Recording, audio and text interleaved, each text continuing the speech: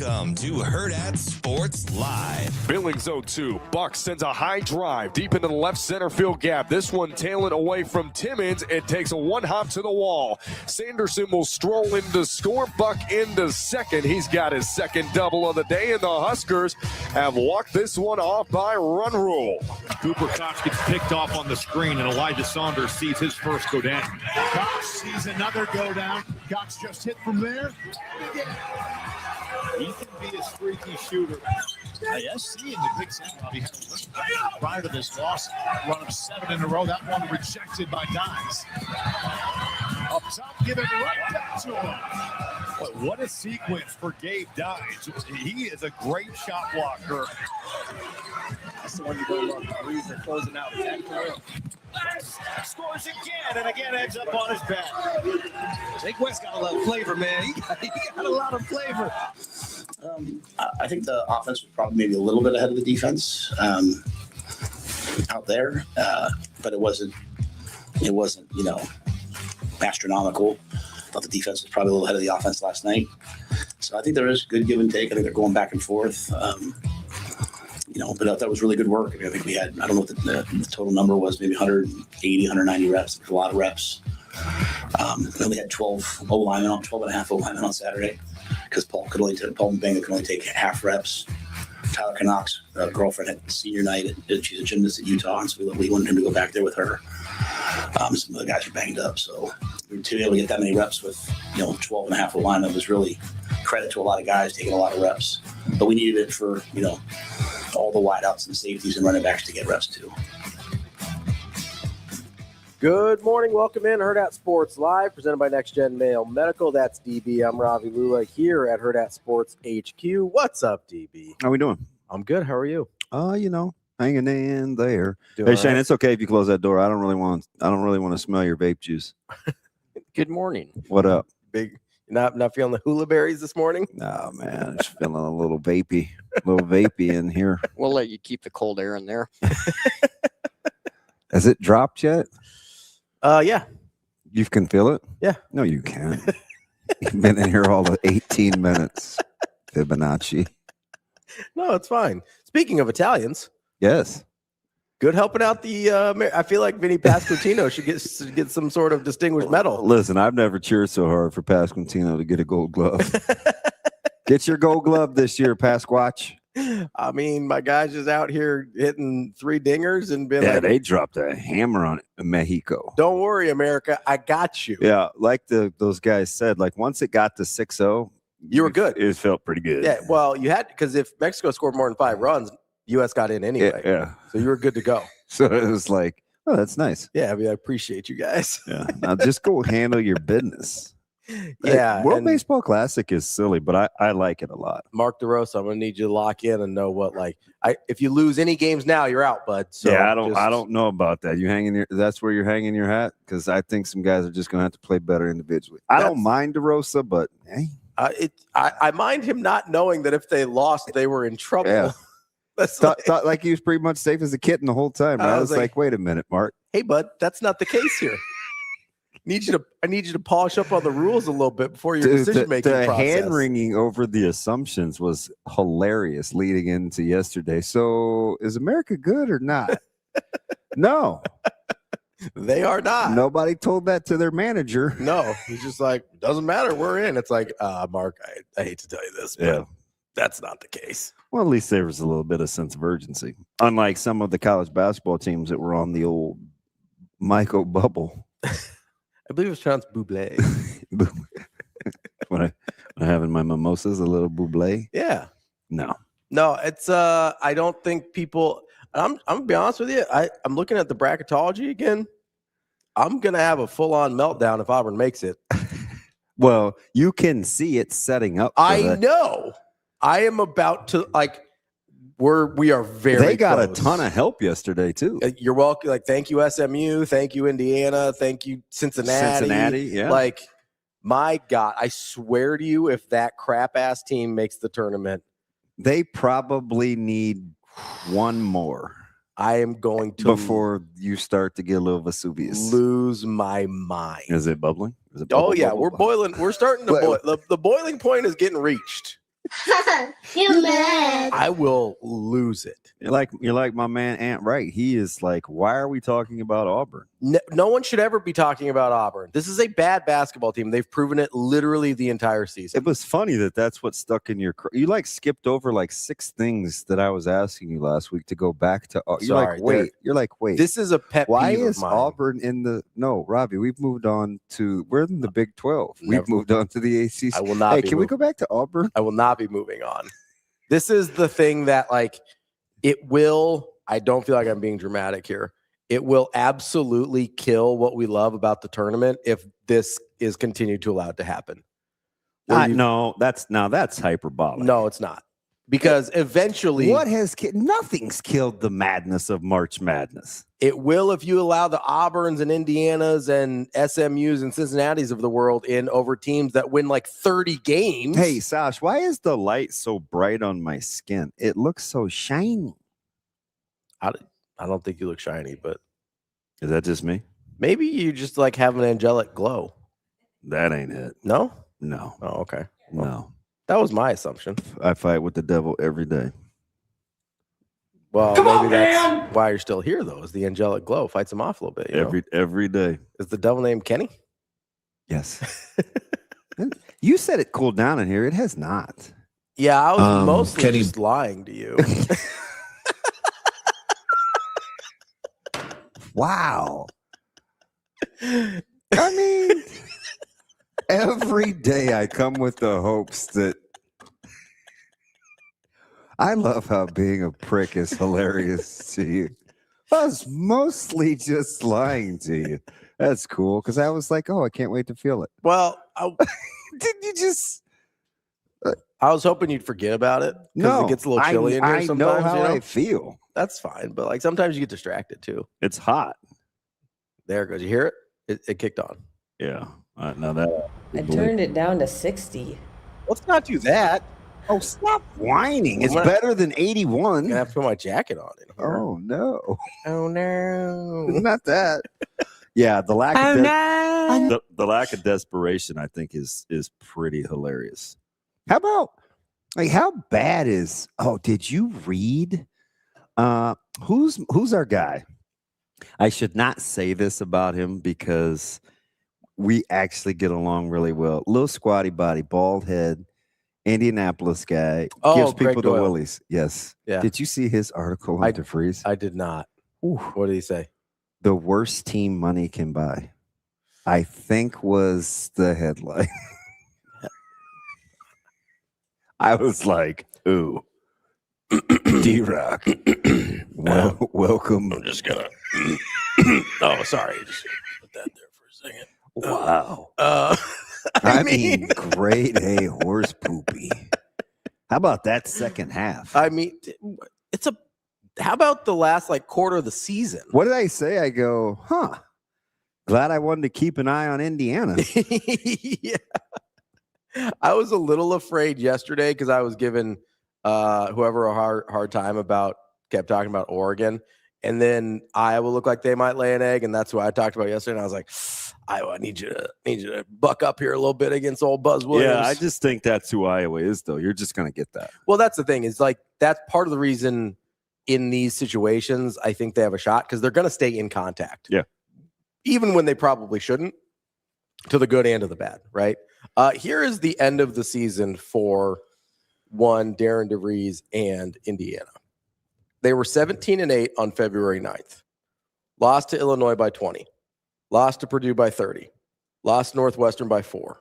Lost to Michigan State by 13. Beat Minnesota by 30. That was fun. Lost to Ohio State by 13. Lost to Northwestern by 13. No, Northwestern is not good either. Yeah, no, not at all. And they lost to them twice in that stretch. Yeah, now the funny thing is they get Perdon't in a very precarious spot because would you like to be the team coming off the layoff or the team that's like, that is such an ugly picture, or the team that's like, that's got the game on their belt? Yeah. Games. I know what you're trying to do. It's not going to work. In the second, early in the tournament, I'd rather be the team. People are going to wonder why I'm doing the show like this because Sasha thinks she's slick, but I'm smarter than she is. That's all. How about that? I'm going to be honest. I don't think any of us are smarter than Sasha. Speak for yourself. I was. Early in the tournament, I'd rather be the team that's played.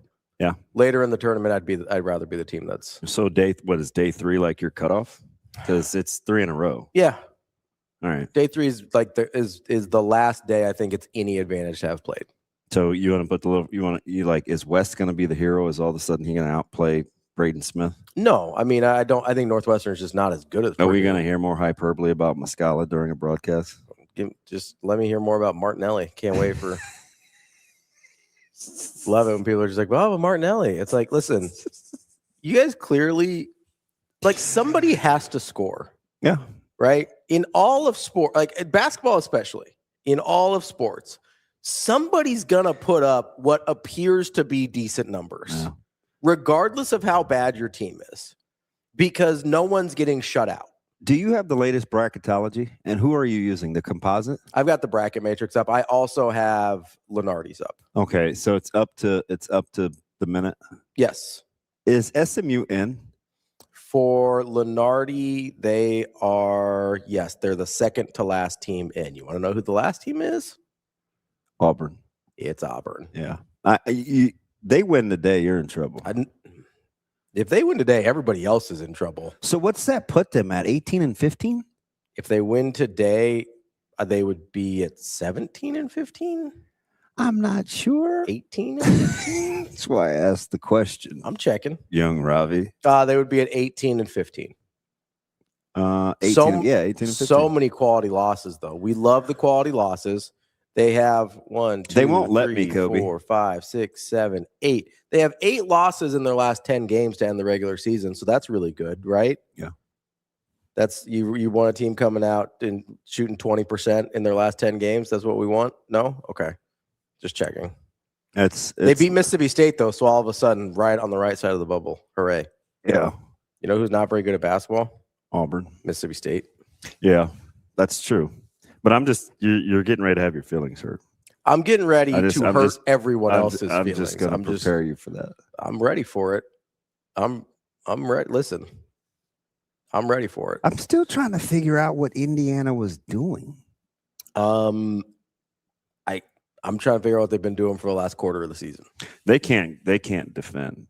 Not even a little. And I think Tucker's in a precarious spot too, because you want him to get buckets. He hasn't really been the same since the injury last year. He's looked different this year. And I think, I don't know about the fitness wise, but he looked a little heavy. Yeah. I didn't think he was moving as well for sure. I don't know. So I think that was maybe trying to come back and get healthy, but he clearly wasn't this. I mean, he used to just be a bucket. Yeah. Well, I mean, he didn't shoot it well this year. He didn't it just wasn't there this year. And it's not like, he was good at West Virginia. So it's not like it was the jump from Drake to Power Conference, right? Right. I do think the injury had a lot to do with. Although he didn't get to play at West Virginia a ton. I mean, how many games did he get? I thought he got 10, 9 or 10. Maybe. That's not a lot. No, but I felt and remember, they hit the skids right after he got hurt. I felt like it was a big enough sample size to be like, oh, it's not. I'm like, oh, this isn't the same team I saw play Louisville on. Around Christmas. Was that Christmas or November? Well, I thought it was November. I thought it was. And I was like, oh man, it wasn't one of those. Yeah. I was like, oh, West Virginia might be tough. Yeah. And then without time, I watched them a month and a half later. And I was like, these guys aren't very good. They were not tough. That was so long ago. It was like a year and a half ago at this point. Yeah, I just remember it was over a break because it was an earlier game, and I was like, "Why am I at home?" And I was like, "Oh, I think we have today off." Yeah, that's one of the things I like about the exemption tournaments and about the conference tournaments. You get random daytime basketball. Yeah, well, you're going to get a lot of it here the next handful of days. Creighton plays at what, 1:30? 1:30. There you go. Got an early one for 1:30 Creighton. tip. I'd like to introduce you guys to Coach Greg McDermott. Hey, Coach, you gonna go to Arizona State? It's just people just will that's say the anything. Rumor, right? Everybody, that's been the rumor for the last decade. People will say anything. Well, the job's actually open for the first time ever with the rumor, so that's nice. Yeah. Do you see them score a whopping 42 points? Yeah. It just the lead just kept growing. I was like, I wonder if they're trying. You know, that's about as bad as you can possibly play basketball. And At the collegiate level, yeah, I would agree. They scored 42 points as a power conference team. Yeah. And 42 points. They had 16 points was it 16 in the first half? Yeah, I remember. It was like 40-something to 16 and a half. And I was like, yeah, they didn't handle the news so well. It was 45 to 16. Don't worry, though. They scored 26 in the second half. Yeah, 45-16 at the half of Arizona State and Iowa State. It should never be that way. And guess what? To illustrate my point about people putting up good numbers no matter what, they had a guy with a double-double. Hey, I'm gonna tell you something. I'm ready. Don't look at the stats. Okay. Get off of that. All right, I'll move the page around. There we go. How many field goals did Arizona State make? All right. If you're at 42, we're maxing out at like 20 if they don't shoot any free throws, which they did. I'm gonna say. Let me ask you this: 12. Okay, they made 15. Okay. So I'm not going to ask you about the field goals made. Okay. Whatever their shooting percentage was, the amount of shots missed, more or less than the total number of turnovers? Oh. I mean, maybe. I'm going to say more, but not by much. The numbers are actually just reversed. They had 32 misses. They shot 15 of 47. Okay. They had 23 turnovers. Wow. You're not trying. You're not trying. That's like Shane trying to bring the ball up the court. That's like bad. Yeah. You have 14 live ball turnovers. That's like when we would trot our guys out against like Oral Roberts and be like, hey, I'm sorry. Hang in there. But this is for a check. We got to pay for the rest of the season. Yeah. Old Bobby. We got to go take on the old Bob. Bob. That's not a conference tournament game. That is I'm sorry, guys. We just got to get through the next 40 minutes. I toured that campus in Tulsa. Yeah. I drove around and that's not bad. No, it was actually kind of cool. They had nice facilities for us. Yeah. It was a cool. I mean, that was only like 9 years ago now. 4 minutes from my hotel. Yeah, it's like probably nine years ago now, but they had nice stuff back then. There wasn't a lot else in Tulsa, but no, Tulsa. I mean, you got Sylvester Stallone. A couple good restaurants. Yeah, I didn't see the King. I was looking for him. You're looking for the Tulsa King. Trying to stop at some of the diners and see if I could see old Silva walking in. You didn't have just like a horse randomly walking down the streets? No. Wasn't that a big storyline in season 1? No. A-Train, those are game pants. Those aren't practice pants. These are game. These are like game stained. Yeah, didn't you? Oh, we lost one. There we go. Oh, that was Verzal. I'm sorry, buddy. Didn't you say that was the first year they switched to Adidas? Yeah. There you go. Give me a millisecond. I have to get my guy right. We got year one Adidas game worn football pants up there. Yeah, somebody thought I had to explain it to somebody. DM me. I had to explain to somebody else what those were. I was like, nope, those are game worn football pants. Yeah, is that a weird fit up there? No, I like it. Okay, I like it. It might be better if we could like hang them from the top shelf so like you could like see them all the way down. Yeah, they look like knickers though. I don't think you guys would. I mean, maybe. Aren't those little? They're still like, you see how dingy they are? I know. I mean, after a certain point, like those things just don't get clean. No, I know. It's not like we were out playing on grass either. You know what I mean? Yeah. Damn it! We're struggling here this morning. But don't worry, we got him. We got him back up there. There we go. You good? So I don't mess with these people. With who? I don't know. You did that both times. No, that's A-Train's fault. Wow. I'm mildly pissed now. BC.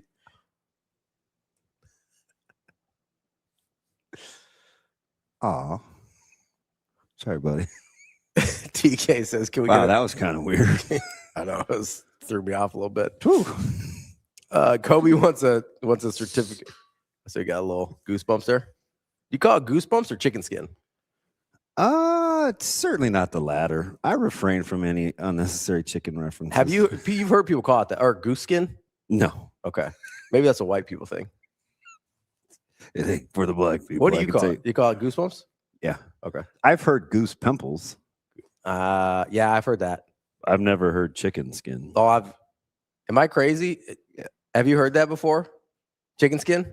Yeah, no, okay. That's a yeah, like she just wants to not have you know you're stupid. Did you see Chicken sandwich? At what point Well, is it makes she sense. cared about that? She was like, yeah, it does, because I bake Yeah. chicken skin, so I get the thing. It kind of makes me nauseous. Like I can't actually believe I end up eating them. Given Sure. the process I have to bake to get it right, it's like, oh, this is kind of gross. Sometimes you get the little red dots on it. You got to clean it, water, vinegar. I was like, yeah. But anyway, it's very good for you. TK says it's an old white person thing. Chicken How skin. would TK know? Because he's got the soul of like a 90-year-old. Yeah, but he's still not very old. I'm sure he talks to old people. Just visiting the clinics. Well, I imagine, he works in a. The people that he's putting away for meth aren't old people. Don't do meth. Well, you don't know that. Well, I mean, best of my knowledge. I'm imagining some of the people he works with might be older. Yeah. In that field, in that particular town. Yeah. That he works in. In the thriving metropolis. Yeah, that's my guess. In the Wichita area. Alex would like us to go back and he's got a 98-year-old great aunt who says it. Oh, really? There you Jeez. go. So like a old. 98-year-old great aunt. I assume he's talking relation, not gotta be, right? Yeah. You married into that? I don't know how great aunts work. I'd like in terms of, is it your grandma's sister? Is that your mom's sister? It would be. Yeah, it would be your grandma's sister, right? I'm not totally sure how. Like once we get past, Yeah, I'm not good at that either. aunts and uncles. Like if you want to talk about like second cousins or once removed, I'm like, are you actually related to me or not? I don't know. Dude, 98 is impressive. DK says, "Who do you think's on my juries?" Oh, it's probably intentional too. 100%. He's like, these people think like me. They'll understand what I'm putting down. Yeah, but doesn't the defense get to like? You can deny some. You have to. I think you have to agree on the jurors. Wow, I've never been recommended for that. I think people know it's not in my skill set. Jose Bueno says one of his relatives was 107. That's so old. That's crazy. Yeah, it's a lot of old people. Rico says my cousin has always had chicken skin, and she's deaf, not white, and not that old. I don't know, man. But it is a thing. That's my point. Some people say chicken skin. I've just never heard of it. It makes me feel weird saying it, so I'm not happy that I've had to say it like 10 times in the last 4 minutes. But it's a weird phrase. You get a break. I'm a goosebumps guy. You get a break. Lee bringing up old stuff again. The Rod Stewart, that was Shane's deal. Listen, Rod Stewart's got some good songs. Never brought up Rod Stewart. Maggie, I got something to say to you. He's got some good songs. What time do we tip today? Is it 11? I'm sorry. Oh, I was like, let me give you clarity. In the Big Ten. Let's see. You're like, yeah, you got a turd in your pocket? I probably wouldn't ask that. That's pretty personal. Yeah. We got UMass, Miami of Ohio at 10. No, I said in the Big Ten. Well, I'm just talking about the game in general. More Wrigley's and Dentine and Big Red, huh? I haven't been true. Yeah, Iowa State, Ohio State. Ohio State is at 11 on the 10. Iowa State, Texas Tech is at 11:30. That's actually a pretty good game. It is. Early. I don't know. The luster might have worn off a Tech without topping. Yeah, it has. But still, I mean, for 11:30 on a Thursday, I'll take it. Yeah. It's not bad. It could be a lot worse. And so Washington and Wisconsin they're the second game, right? That's not going to be a good game. No, I don't think so. Should Nick Boyd have got more run for first team, or who would you have taken off? Because clearly the coaches know more than the media. Yeah, the media selections were not great. No, I don't know. I don't have any idea what was going on. Let me bring up the list here real quick. Gotta be careful here. I felt a lot like Sip when I just did that. Yeah, Sip was on he has been on a heater on the phone the last couple of days. He's have you been talking to him? Yeah, I talked to Steven Marcellus. Don't mealy mouth me. Quite a bit. So Sip and I like to pick probably Sip likes to pick my brain more, and then I ask him about things that are non-sports related because sometimes I don't feel like there's a lot of things he could tell me about sports. Did you ask? Unless it happened in the 50s. Like chicken skin? Yeah, he seems like a chicken skin guy. Yeah, he's probably a chicken skin He seems like a chicken skin guy. I feel like a penguin. I would be okay. I don't know. Who you taking off? That's the hard part. Like Braden Smith deserves to be there. Fears deserves to be there. I'm certainly not going to say Braden Smith is overrated. But when you watch him statistically and then you think statistics, I mean, I don't know. It's an unpopular opinion. But for like, what is it about his game? And I'm not saying he's not good. This is not, I shouldn't, a lot of people don't have the intellect to like have this conversation. No, that's fine. Like, what is it about Braden Smith where you would say, oh, I would definitely take him over blank? So I guess that's my question. Look at it like that. Yeah, that's 100% fair. I am not in love with his game. Obviously, is it the sharing? I'm genuinely curious. Probably facilitating what has been a very good offense. Yeah, because we just lock him in. If we're looking at guys that I would potentially take off, it would either be him. I'm not saying you have to take Braden Smith off. I'm saying it's a thought provoker. What is it about Braden that just locks him in? Like, why Braden over, like, let's say, Bruce Thornton? He probably shouldn't be as much of a lock as he appeared to be. Like, no one questioned that he would be first team. I mean, is that a hot take? It probably, because I know he's good, but I'm just saying it probably is a hot take. It's probably not a we just pencil take. Braden Smith in, and I'm like, why? I also think a lot of it has to do with who we thought Purdue was for much of the season versus who we thought Wisconsin was for much of the season, even though I think they largely ended up in the same place in terms of quality of teams. I don't know that Wisconsin is dramatically worse than Purdue, but I do think what we thought of Purdue coming into the season and what we thought of Braden Smith coming into the season dramatically impacted how, like, somebody would have had to do something. I don't agree with that, Ben, at all. What do you say? I don't agree with that at all. And I know Ben's a hoop head. He said he controls the pace and dictates the offense better than any point guard in the league. That's not true. Now, no. I mean, I would listen to Thornton. I definitely would listen to Sturtz. Yeah, Sturtz was the guy I thought of. And that doesn't make you surefire all conference either. So, like, two things can be true at once. Even if I concede that, it's like we just lock him in. Yeah. I think a lot of it has to do with the perception of who we thought Purdue was. I mean, does Braden Smith do more for his team than Bruce Thornton? And I'm not honking for Thornton. I'm just like let's be real here. No, I mean, Thornton might be more, I don't know if more important, but as important. Yeah. Like Ohio State's not that good anyway. Yeah, but without Thornton, they are bad. Yeah. I mean, do you know what Bruce Thornton shoots from the field? It's 48. Yeah, right. Guess again.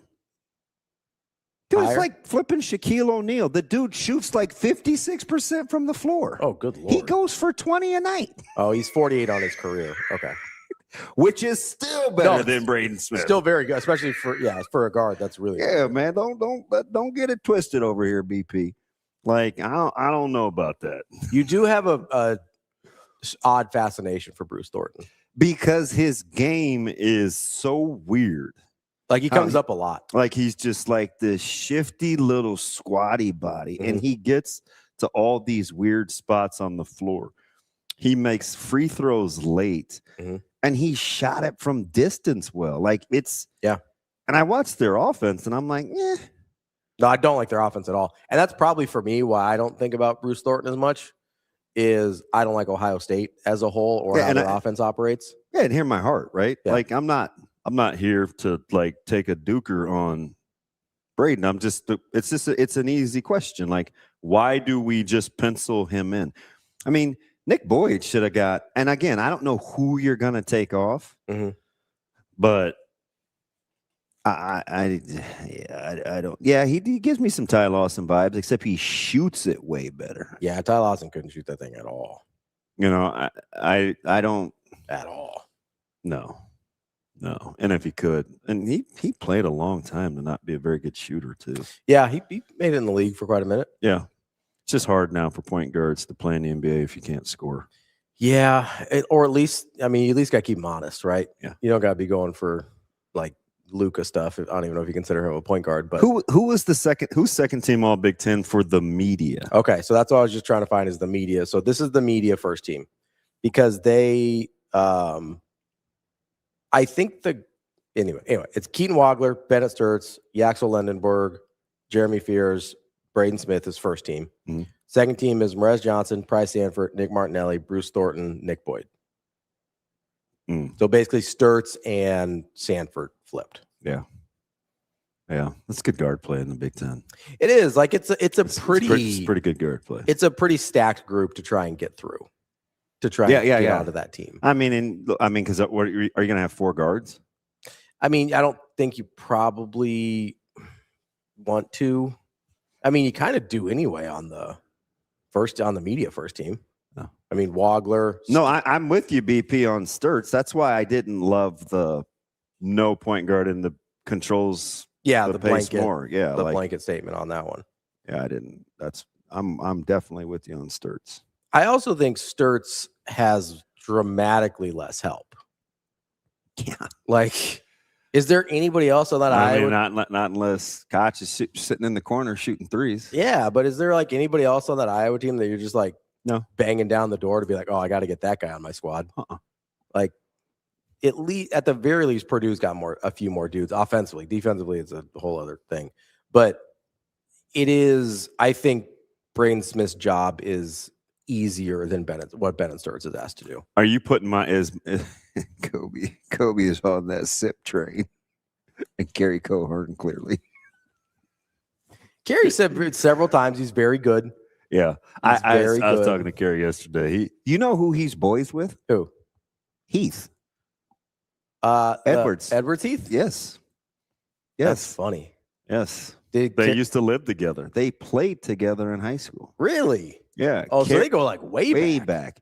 Carrie calls Heath Taxi. When he said that, I knew they were boys because that's Heath's nickname. Because he was a big guy and like to apparently drive people around. Hey, call him Taxi. Dead serious. Kobe says Braden Smith is going to be a great insurance agent. Oh, Kobe and Ben going back and forth would be a gym because Ben ain't going nowhere. That is remember Ben, his first intro, you guys got into it early over, was it KU? It might have been Darren Peterson hot takes early. Oh, maybe.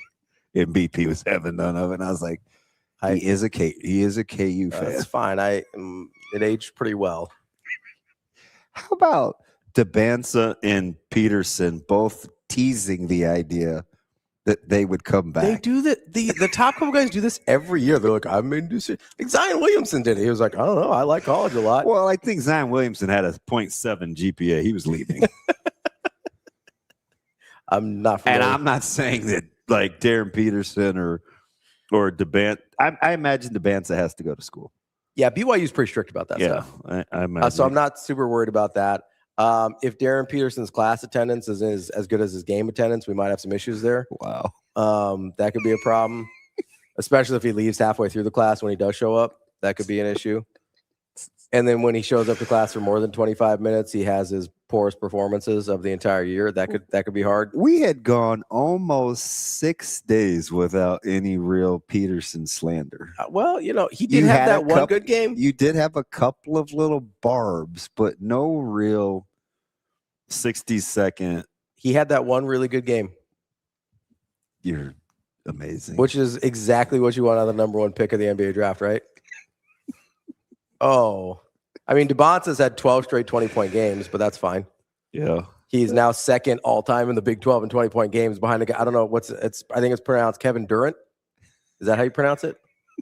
Oh, it's Kevin Durant, one of the best scorers of all time. Oh, okay. BP, he'd take Peterson over DeBonce.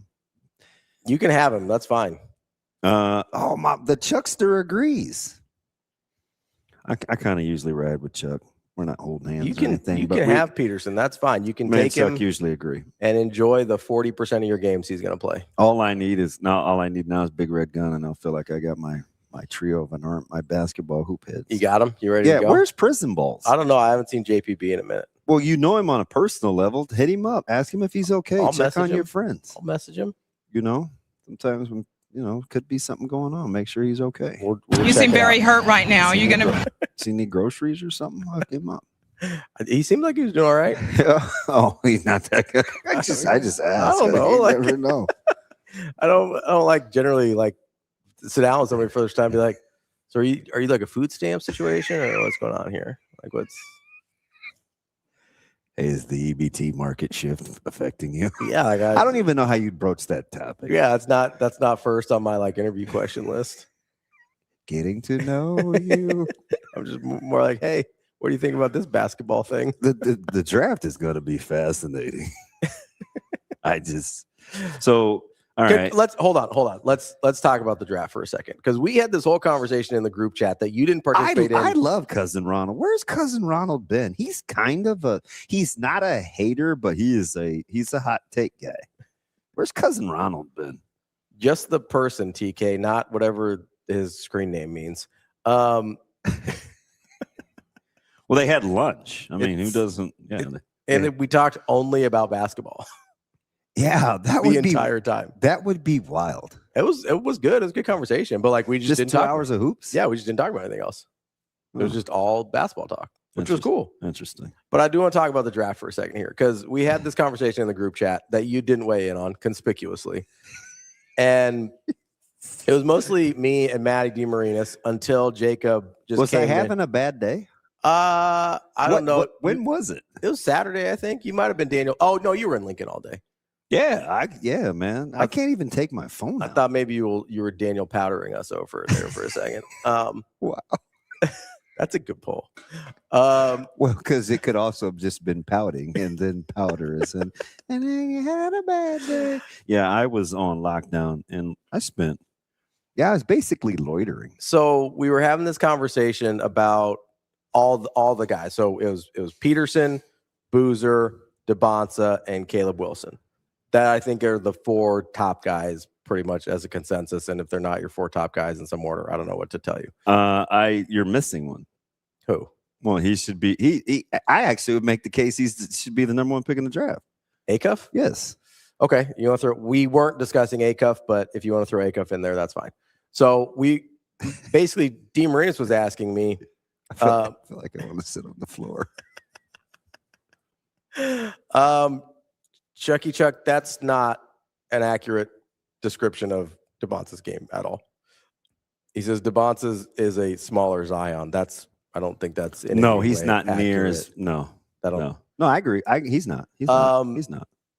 That's okay. I need you to stay dialed. So we're having this conversation, and Matt asks me. I don't think I was giving too much Peterson slander, but he knows how I feel. And so he goes, so who are you taking number 1? And I go, I probably have to go DeBonce, but if I had more balls, I'd go Caleb Wilson. Oh, balls is in stones. Yeah, like if I had the guts to do it, I think I'd take Caleb Wilson number 1. Out of the thing that scares me is he going to shoot it well enough to be a modern impact or to be an impact offensively in kind of the modern game? But like I have the same question about DeBonce, right? He's not shooting it great from 3 this year either, although I do think his offensive game is pretty advanced in some other ways. And so I probably go DeBonce, but I think like if I've got some stones as a GM, I think Caleb Wilson would be my number 1 overall pick. So doesn't DeBonce get like the Shai Gilgeous comp? So if I'm just talking about, or am I thinking of how he self-glossed himself? I hear the SGA thing a ton. You know who he reminds me of? He does a lot of mellow stuff offensively. Yeah, but he's not as that's not terrible. He's not as skilled. That's not terrible. He's just not as skilled. But he like gets to a lot of the same spots on the floor. Yeah, Melo's bag was so crafty. It was. I mean, Melo is. I think DeBonta's a little bit better of an athlete. So although I think that's ultimately the issue. And I know Kobe took umbrage the high end with this. athleticism. Kobe took umbrage with this a couple of months ago, but it needed context. So for DeBonta at his size, because and positionally, he's slight. Yeah, he's 6'8", but he's not like big. He's a little guy. Yeah. Like I don't know. Like I just need a little. Anyway, Melo is elite. So you're testing me to like make sure I look at college Melo. Yes, I think college Melo, it's actually pretty similar. Yeah, in his Melo's mid-range game in college was elite. And like low-key, DeBonta is pretty good. No, I know. But he's kind of the pull-up guy. Remember how But he started Melo going, would be 12, 15 feet away from the basket with a defender on his back. he do a lot of mid-post stuff. And he would mid-post and he would face you up, and then it was just like game on. Yeah, so DeBonta, he was so sad. They don't even play like that. No, DeBonta doesn't get there that way. He gets there from entry dribbles rather than like an entry pass, but he gets to about the same spot, and he still sort of does the face-up stuff just before or without having to get the entry pass in there. I think DeBonta, I think his college bag is actually pretty similar to where Melo was at as a true freshman. Kind of the herky-jerky, the stop-start. Like I could see that. Hard to time up, really good in the mid-range. Melo was better at getting to the rim in college than we remember as a pro, and DeBonta has some of that. I do think DeBonta, while I agree with you on the high-end athleticism for his NBA comp or for his NBA upside, I do think he's probably a little bit better of an athlete than Melo was. So I don't know if you can take, he's as a little in bouncier, twitchier. I think a little twitchier. Yeah. Melo had really good body control. I won't. Melo had really good body control. That's not a hill I want to die on. And Ken, I don't really think that's a hot take if you didn't watch the whole game, because there's a 55-60% chance if you just watch BYU, you're going to see an 8-9 minute stretch. Sure. Where what did I call him earlier in the year? AJ doesn't look like a top pick in the draft. Then if you watch a different 10 minutes, he's probably taking the game over. He looks like the best player in the country, and it's not close. Yeah. So that wouldn't surprise me. What did I call him earlier? Earlier in the season, I said he gets a little floaty sometimes. Yeah. And I said I worry a little bit about a little Andrew Wiggins in there. Yeah, I gave him a weird a non-linear sports comp. But you're not a hockey guy. Oh yeah. But he reminds me a lot of Peter Forsberg. Peter Forsberg, whenever he got ready. Shane, do you remember this? One of the greatest offensively skilled players ever. Didn't really learn to be a good two-way guy until later in his career, but there were sometimes it just looked like he was going through the motions. And then whenever he got ready, like he was amazing. And he gets forgotten. He was way elite, and he gets overshadowed by his own teammate in Joe Sakic. But Forsberg was the Avs guys. Yeah. Forsberg was elite, gifted skater. And I would always tell my buddy Brian, because he's a huge Red Wings fan. He's a super hockey head. And that's the guy sometimes I would skip classes for in college to go play NHL Live. Ben, I don't even like DeBonta that much. You know this. No, I know. Like I know. Kind of lukewarm on DeBonta. No, I know. Like Ross asked an interesting question. Anybody bite on the Paul George without a handle or Jaylen Brown comps for AJ DeBonta? I buy the Brown one. So I buy the Brown one. Paul Pierce was a killer. Yeah. So I think it's entirely possible. I buy the Jaylen Brown deal. That DeBonta is more talented than Paul Pierce was, but Paul Pierce has a mentality that it doesn't appear DeBonta does. Different. Yeah. I'll take Jaylen Brown. I do think if you're Because what do people want Jaylen Brown to do more of sometimes? They just want him to be more assertive. Yeah. And I do he's not Tatum, but here's the thing that I would say with Jaylen Brown is AJ's bag is more advanced in college than Jaylen Brown's was. 100%. Like Jaylen Brown didn't become this guy until a few years into the league. Yep, that's good. That's fair. That would be my only are we projecting into what Jaylen Brown has turned into or what Jaylen Brown was coming That's out? what I had to do with the Melo thing. Yes. Melo I coming. have to think Syracuse Melo. So if you land somewhere in between Jaylen Brown's game and Melo's game, that maybe is where AJ DeBonsa lands. I could see just offensively. Obviously, Jaylen Brown brings a lot of other things. To the table. Why do you think not we, because I just said I would probably take Acuff 1, but why do we sleep on Acuff? Is it a size thing? I don't know. Is it a people don't think he has high end athleticism, do they? He's really super strong. He is. And that I think should give you pause with the Conca nipple thing. I could easily see him being like a 13, 14-year guy. So you want to know who the comp is? So these are all from Bleacher Report did this. They did comps for every guy in their mock draft. Give me Acuff. This one's actually kind of interesting, and I think people are going to think it's a bad thing, but I don't. His comp is Stephon Marbury. Oh, definitely. Right? Like, that's a good comp. That's a great comp. And a compliment. Like, Stephon Marbury was really good. I know we get the whole China thing, and his headspace was a little off. But, like, as a basketball player, that's A, a compliment, and B, a really good comp. Yeah, I don't know. I just listen to what coaches in the league say about him. Yeah. I think we get worried about the lack of high-end athleticism. But again, he's a guy that falls into the Con-Knipple category of we don't value really strong guys enough. Like that's a aspect of the physicality of basketball. I really like, especially as guards. I like the Marbury comp. You want to hear a ton? You want to hear some other ones? You want a funny? This isn't a funny story, but yeah, go ahead. An elite level argument at the barbershop over Stephon Marbury in his place. We had a guy, and he still cuts hair. He's in Bellevue. Mm-hmm. You guys go hit him up if he's over there. So this guy, David Warner, D Knight, and myself, we're going through this like AC and Warner, David, he's a huge boxing guy too. Little guy that likes foreign cars. I mean, just went in on how much, Marbury. And it got so tense. It's like 9 o'clock in the morning on a Saturday, man. I had to go sit outside on the bench. So I'm super immature, and I got, money to burn. It's like you got open liquor stores. I'm like, man, about to just go get me a drink and chill because I ain't have any responsibilities this Saturday. Yeah. I come back in at like 9:45 when my spot was up. D-Nut was like, man, you good, DB? I was like, yeah, man, that Marbury thing got me shook.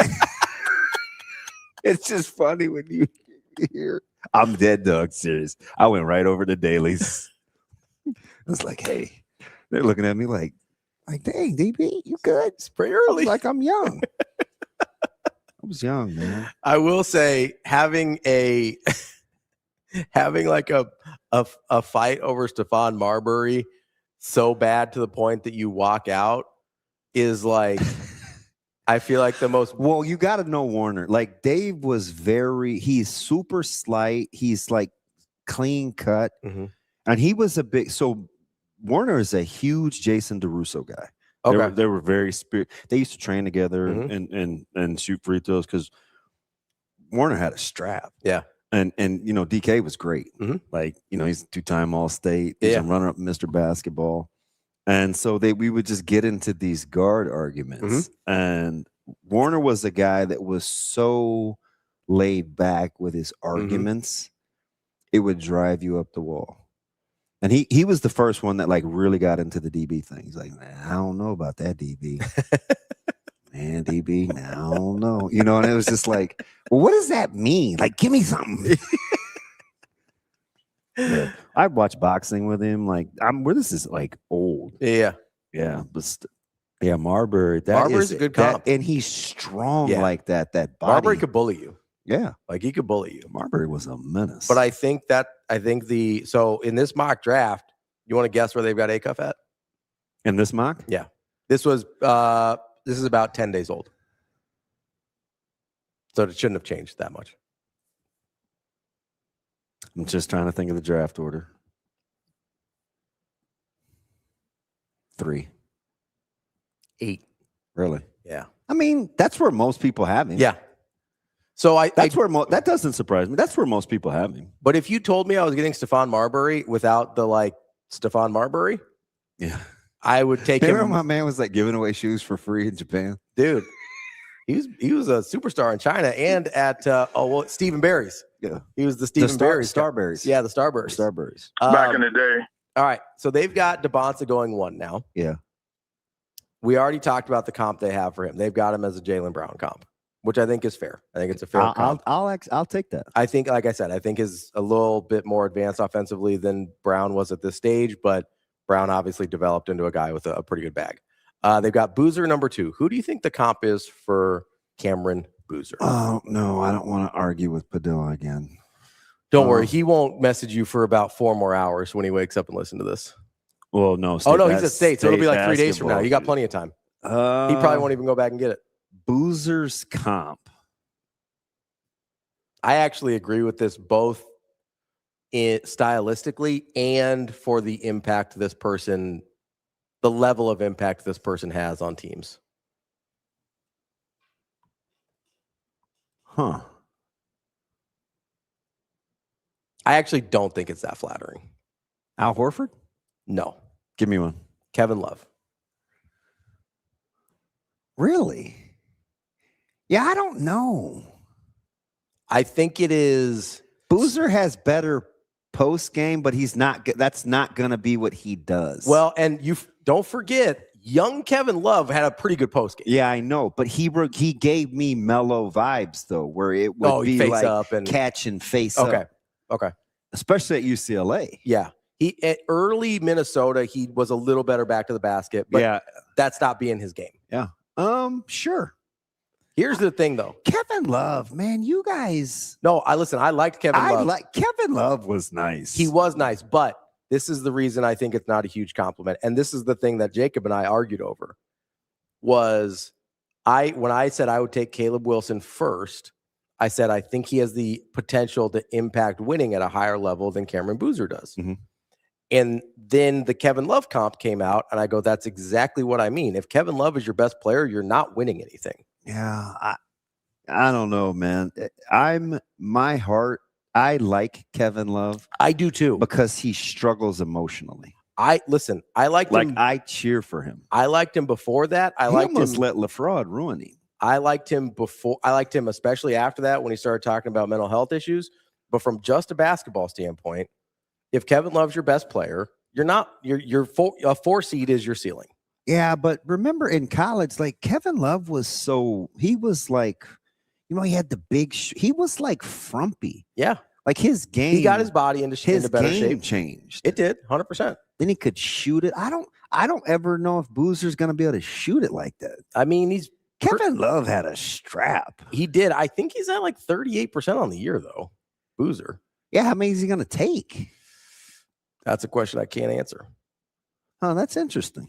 I do think it's a very interesting comp. He's at almost 41% from 3. Where are the Pacers picking again? The Pacer. Well, so we don't know for sure yet. I know. But they're projected record-wise at 2. So in this mock, they've got. The Pacers are loaded next year, Kobe. And I don't know if they'll take a big with Zubac. I don't either. That feels like a secondary guard spot. So let's say. Hey, the Pacers healthy? So the Pacers are going to be a menace next year. So if the Pacers are actually not a bad spot for Darren Peterson, because you don't need him to be the lead guard. You got Halliburton. Mm-hmm. You don't need him to be the lead scorer either. He's a guy that can come in and be who they wanted Benedict Mathurin to be. I wish I could envision Peterson playing without the ball so much. Yeah, that's the challenge, right? I can't see that. So if you're the Pacers, you like Devonta better as a fit? Or it's a guy you don't like and you wouldn't like him at 2, Wagler would not be a terrible fit there. I don't dislike Wagler. You don't like him at 2. No. That's what. Yeah, I'm telling. Mark my. I'm going to be right about Wagler. that's fine. I'm talking about fit with the Pacers though. Like let's say they're picking 6th, and Wagler's available. And how do we worry about DeBonce's strength and not Wagler? I worry less about DeBonce. I think he'll be fine. Somebody help me. Maybe it's stylistically. I need to find you guys. I don't know if this was on Tick of the Talk or on a podcast I was listening to. Did I send it to you? The dude that did the deep dive on Wagler about 6'6" guys that don't dunk. Yeah, I heard that. He also, I'm going to be honest, his voice made him not credible to me. I know, which is kind of weird. I couldn't get over it. Did I listen? No, he said so. What did he say? Oh, he said Illinois. Did you listen? Yeah, you go. And I was like, yeah, the first response to me was, he can't say Illinois right. He lost me. And I was like, you dummy, listen to what he's saying. I did. I still don't like it. Dude, did you not listen to any of the NFHS broadcasts yesterday? Yeah. I'm okay there. I don't want to say anything. I want to hammer kids, but I'm just saying, hey, young people out there, you get a broadcast, especially on the state stage. Like, this isn't like a Tuesday night high school game. Just pronunciation guides. You've got to get the names right. Pronunciation guides. I don't care how many times you say mid-range. I don't care. Like, you have to get the names number right. one thing. Get that is right. Somebody's got to. And I told Sauter, I said, hey, go look out for some young folks. Mm-hmm. Tell them it's Simons and not Simmons. Yeah. And Sauter, like, now I can see him on television. He's allegedly telling me he's working, but he's taking a knee in a dude's ear like this. This is how he's talking. I'm like, damn it, Jerome, get off that flipping floor and go tell those kids. And this is what he's doing. He's like talking to this dude. I was like, oh my God, I think Sauter's like probably driving this. This is how he's doing. He's like, oh my God, I think Sauter's probably like, hey, I'm trying to watch a game here. Driving him crazy. So he finally texts me back like 20 minutes later because I'm losing my mind. And he goes, do you know how far that is? I'm not walking effing all the way effing up there. And I was like, yeah, oh, that sounds is about right. Yes. The most Jerome response ever. It was too far to go help out some young people. Last one here. And then they hit me with Vigness later. And I was like, I'm done. And it's like, turning it down. It's Vigness. Who do you think the Caleb Wilson comp was? Oh, good one. I have one, but it's very lofty.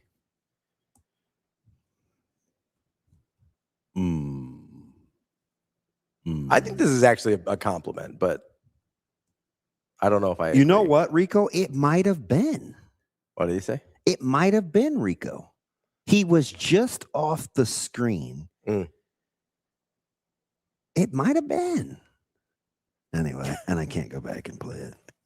Lee says DB telling Sauter to get off the floor. Hilarious. Like, sit down. I know. Like, I sat on the floor yesterday, Lee. But that was kind of a thing where I won. Do I even explain this? I'm gonna get hammered. Yeah, go for it. Sasha kind of chimes in sometimes, and it sounds like it's coming from the heavens. It sounds like it's coming from above, like not in my ears. So I was like, oh, it's almost like I can hear this voice that I can't see. So in my head, I didn't say this out loud.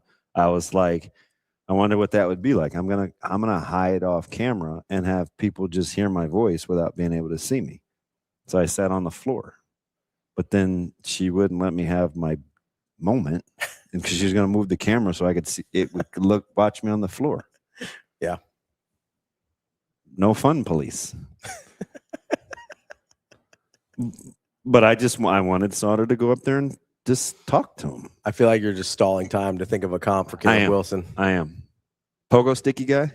Quick jumper? I have one. I don't know if you'll agree. I have one. Give it to me. This isn't who they said.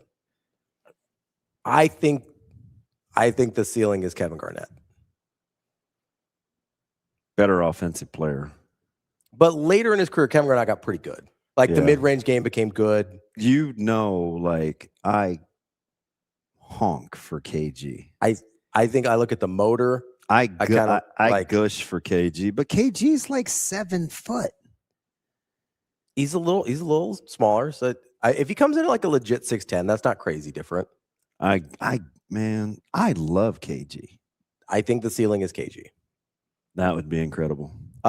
Bleacher Report has his comp as Jermaine O'Neal.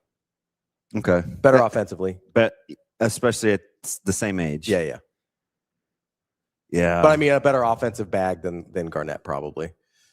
Jermaine O'Neal, huh? Jermaine O'Neal's a nice ball player. Yeah, I'll take that. Yeah. I think the motor and defensive prowess can be higher than Jermaine O'Neal, though. That would be that's where I go. That's where I lean Garnett.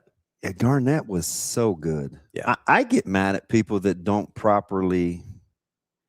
Garnett was phenomenal. I mean, Garnett is still not getting his flowers for who and what he was. Yeah.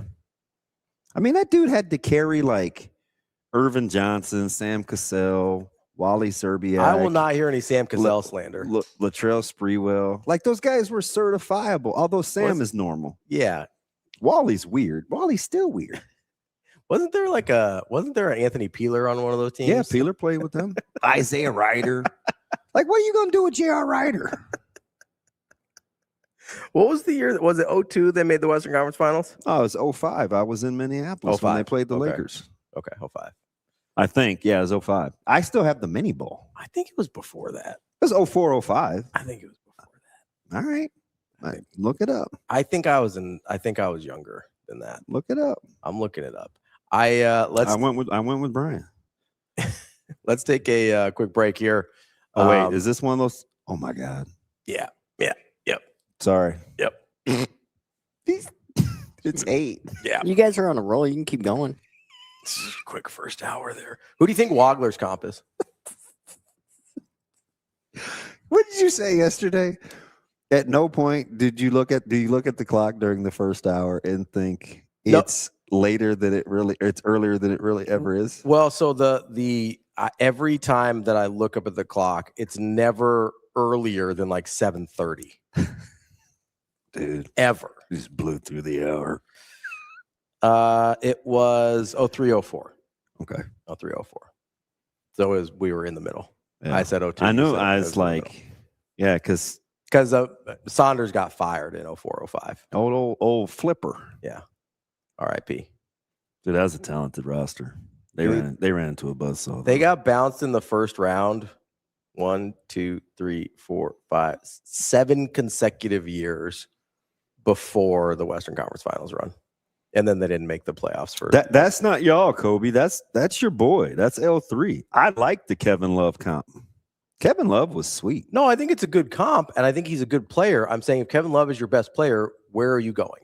You're thinking of but look at who Kevin Love had. Minnesota Kevin Love was good. He was good. Cleveland Kevin Love had to play with LaFraud. I understand that. He was a great 3. I think if Kevin Love had to play with Kyrie and LeBron, that'll ruin anybody's psyche. I think if Kevin Love is your second or third best player, you're in really good shape. I don't think that's what you're trying to draft at number 1 or number 2. I think it's time for my weekly question. What's that? Where's Kyrie Irving? He's out for the year, apparently. That's what they tell me. I mean, talk about a strange career for a guy that is uber talented. Give me the Wagler comp. We're talking about Kyrie or Darren Peterson? Wow. The Wagler comp is Jamal Murray. It makes sense. Yeah. That is a fantastic comp. I think Murray's handle was a little tighter earlier. No. It's still bad. Okay. It's still bad. I don't even know if Jamal Murray likes basketball until it's like the playoffs. Pretty good in the playoffs. That's a great comp. Yeah, that's a good comp. Not a great athlete. Yeah, can't get off the ground. Yeah, Wagler's a little taller. I think Murray's a little stronger. Yeah. But yeah, it's because Wagler's got to be a legit 6'6". Yeah, he's tall. He's long. Yeah, I like that comp. Let's take a quick break. That's DB. I'm Ravi. Lulla. It's Hurrdat Sports Live.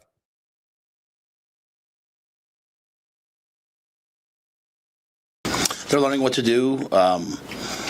Guys are growing into their roles. They continue to install, so they put new things in. They've got some explosive players on offense to deal with, and so they're having to, take away the guys that the offense has while also taking advantage of their skill set. So I think they're growing and they're doing a nice job. Yeah, I think since the day Quasi got here, obviously we'd played against him, so we had a feel for his skill set. He's been very focused, very determined, very professional, adjusted well, great route runner, deep ball player, continuing to find ways to manufacture for him opportunities to run after the catch. He's been a really good addition for us.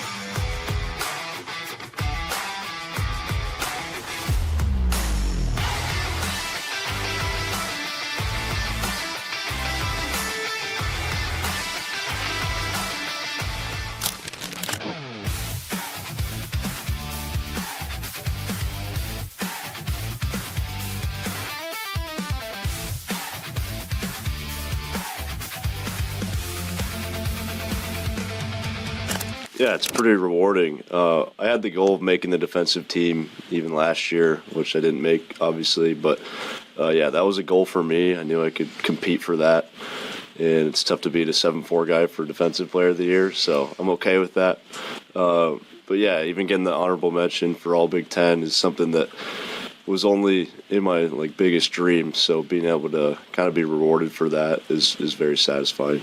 I mean, I think it just goes to show the trust that the coaches and the players had in me. I mean, I feel like last year things didn't go the way I wanted to, but then I trusted the process. I stayed down, I kept my head down, kept working, and I think that's the biggest thing just coming in this year. And coaches, my teammates believed in me, put me in situations where that could happen.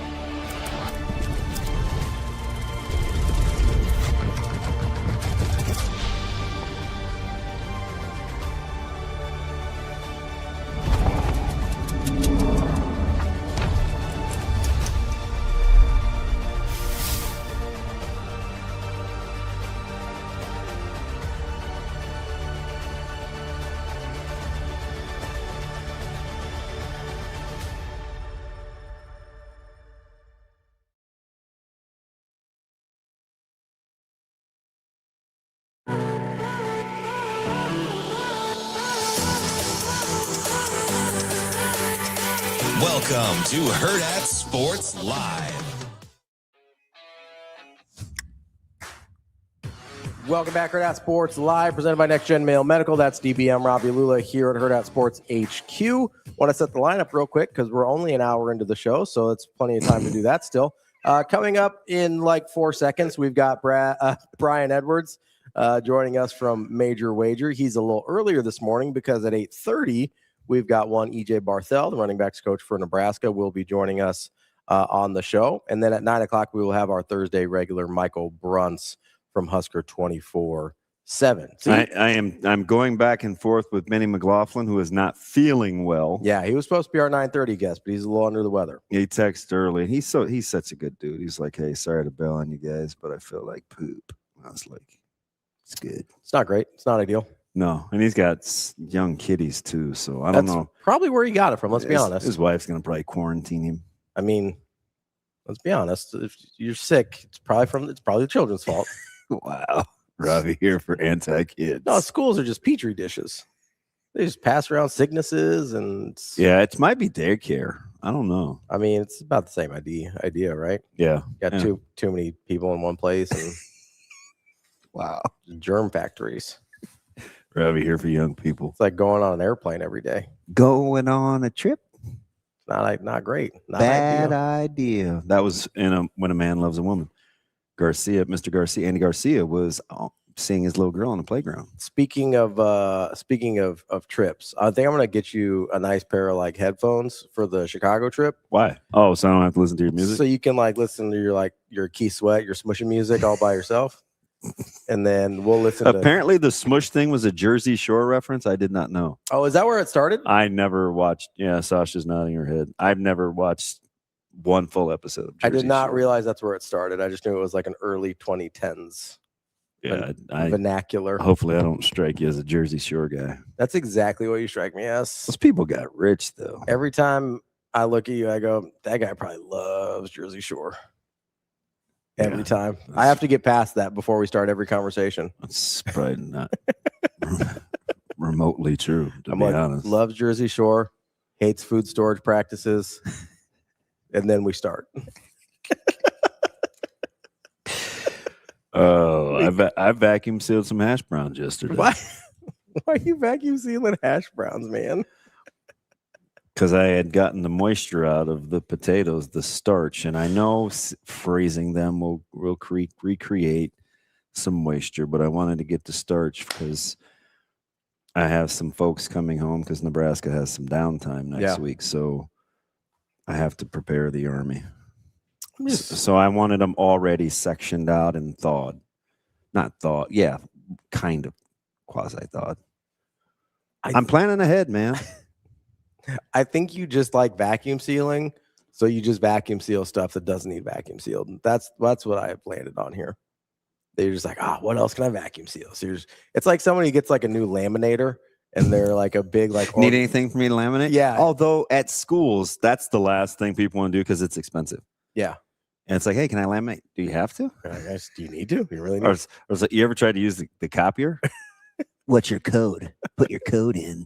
How many do you need? What do you need that for? It's like, damn. It's like, what is this, the Lorax? I speak for the trees. That's tough. Yeah, this isn't like, I mean, it's paper. It's not oil prices. Like you can afford a couple extra sheets. Yeah, oil prices are life is good if you own some oil. What are you, about $110 a barrel now? Yeah. Be all right. Keljim says the meat makes sense, but the processed food makes 0 sense. It is troubling. We're gonna have him crash out on vacuum sealing again. No, so here's the thing, KJ. Mm-hmm. This makes perfectly good sense. Okay. I had some Yukon Gold, some yellows, if you will, and it's not until Friday night, Saturday morning, Sunday morning that I need them, and I didn't want to mess with the shelf life of the potatoes. So I put them through the process early, and I've got them frozen, vacuum sealed. It's called preservation. He's probably like, no, you're an idiot. I'm just saying. I mean, that was my philosophy. Yeah, I understand. I don't think hash browns need vacuum sealed. You're like the guy with the label maker that like. I wasn't just going to vacuum seal an unpeeled potato. You should. No, you don't have to because it's a potato. It's got so can I just say this about potatoes without you guys losing your goddamn minds? Yeah. I don't like when they grow. The minute I see the little funny thing grow on there. Oh, like the eyes? I'm out. Yeah, no, I get it. I'm out. They're gross looking. Yeah. It goes back to being a child. I opened a bag of chips and we thought it was a bug in there, and it was a sprouted potato. It was in a 3-pack, a triple pack of Betsy Baker potato chips. Ask my mom. We were afraid to reopen the bag. We're like, oh my God, it's a roach. Or not a roach. It was like some bug monstrosity. It was just an old potato that had the little things on it. Oh, you got a little grace from Keljam. He says, if it's fresh hash browns, I kind of get it. He said, corn dogs, there's still no excuse. I'm just telling you. I want to expound on the corn dog thing, but we have to get to Brian Edwards. He's not in yet. We're fine. Joe Good says he gets 1,000 copies a month at his school. Really? Look at you, Joe Good. Oh, but he gets it though. Anybody in the teaching world, that's funny. Yeah. Like what I was saying about the cop. And like, don't be some of these outside coaches sometimes that like want to use other people's codes because they give you snide looks. But when you want to put together like scouting reports and stuff, it's like, can I use your code? Hey, do you mind? And you get the go ahead. Down to 937 copies this month. Like the old lady with the glasses on Monsters Inc., which would Mike Wazowski would have no relevance to you probably. Ben says controversial comment, but we struggle with athletes who want their lives to be more about more than their sport. Kyrie fits this narrative. I know I struggled with him for a long time. They're people first. That's fine, and it's their right to be people. It's also their right not to be compensated like athletes that do put their sport first. That's how capitalism works. So, like, listen, if you want to be a people, that's cool. I get it. You guys got love as matter of factness, if nothing else. But like, I appreciate it. Listen, I'm all here for mental health, but if you want to be compensated like people that are wired like Kobe and Michael, then you probably don't get to have both. That's not just true of sports. That's true of everything. People that are built real big on like work-life balance, a lot of times they're not compensated like the people that aren't. Yeah. Can I say this about I'm going to get killed about the corn dogs again. My daughter does not like burnt marks or anything that remotely looks off color. Okay. So when you're going from frozen to fresh or to hot and you want the hot dog inside the right temp without compromising the outside. Okay. The method that I use, the vacuum seal, works well because they go in warm water first so I can bring the temp down externally to get the internal temp right. I get it. It's a lot for a little 7-year-old, but Tail Jam, don't freak out. That's why. We have Brian, by the way. Let's get to our guy. Brian B. Edwards would know about a Brian good corn Edwards. dog. He's joining us. He's from Major Maybe not Wager. because he's laughing at me. What's up, B? How we doing? Never laughing at you, Damon. I'm always laughing with you. I know all these. It's like, I promise I'm not a cartoon character. I am a real person with feelings. Do you eat corn dogs, B? You don't strike me as a corn dog. Every now and then. I mean, yeah. Yeah. Corn dogs? What setting? Would you be at like a ball game? Like when? Yeah, I was gonna say at a game. I mean, like I don't make them at home, but yeah, a ball game. And I gotta have ketchup, and I want a little mustard if possible as well. Oh yeah, I have lunch with a guy once a week. I kid you not, B. He's whenever he gets fries, his go-to condiment is mustard. For fries? For fries. I mean, he's not even going anywhere near ketchup. He is mustard and fries. It's my Arnold Palmer guy. I'm a big proponent of Heinz ketchup. Mustard. Dead serious. Not like regular mustard, not like honey mustard. Regular yellow mustard. I don't know. And I like mustard, but not on my fries. I don't know, man. It's my guy. Give him some grace. Hey, so you get games early, man. Are you ready? No, you don't get the time change because you're in North Florida, right? I'm Northwest Florida, so I'm central. But what do you mean? Do I get early? Yeah, I mean, UMass is 10 a.m. Yeah, I was thinking you might be Eastern, but I forget that you're still Central. Yeah, I think it goes central like 45 minutes west of Tallahassee. Especially in like the states of Florida and some of those northwest areas, are you guys like over the time? I'm like 45 minutes from Alabama. I could drive north and get to Alabama. You're like, oh, it's a different time. Yeah, but why would you want to? I don't. I don't do it ever. I drove to Oxford for the Gator football game, so I guess I went in November. But The problem is then you end up in Alabama, and then what? Yeah. It's like, Then you end up in Mississippi. yeah, I'm not going. Not trying to end up in Mississippi either. Just saying. Right. Fly over state for your boy. Rather take my chances in Alabama. All right.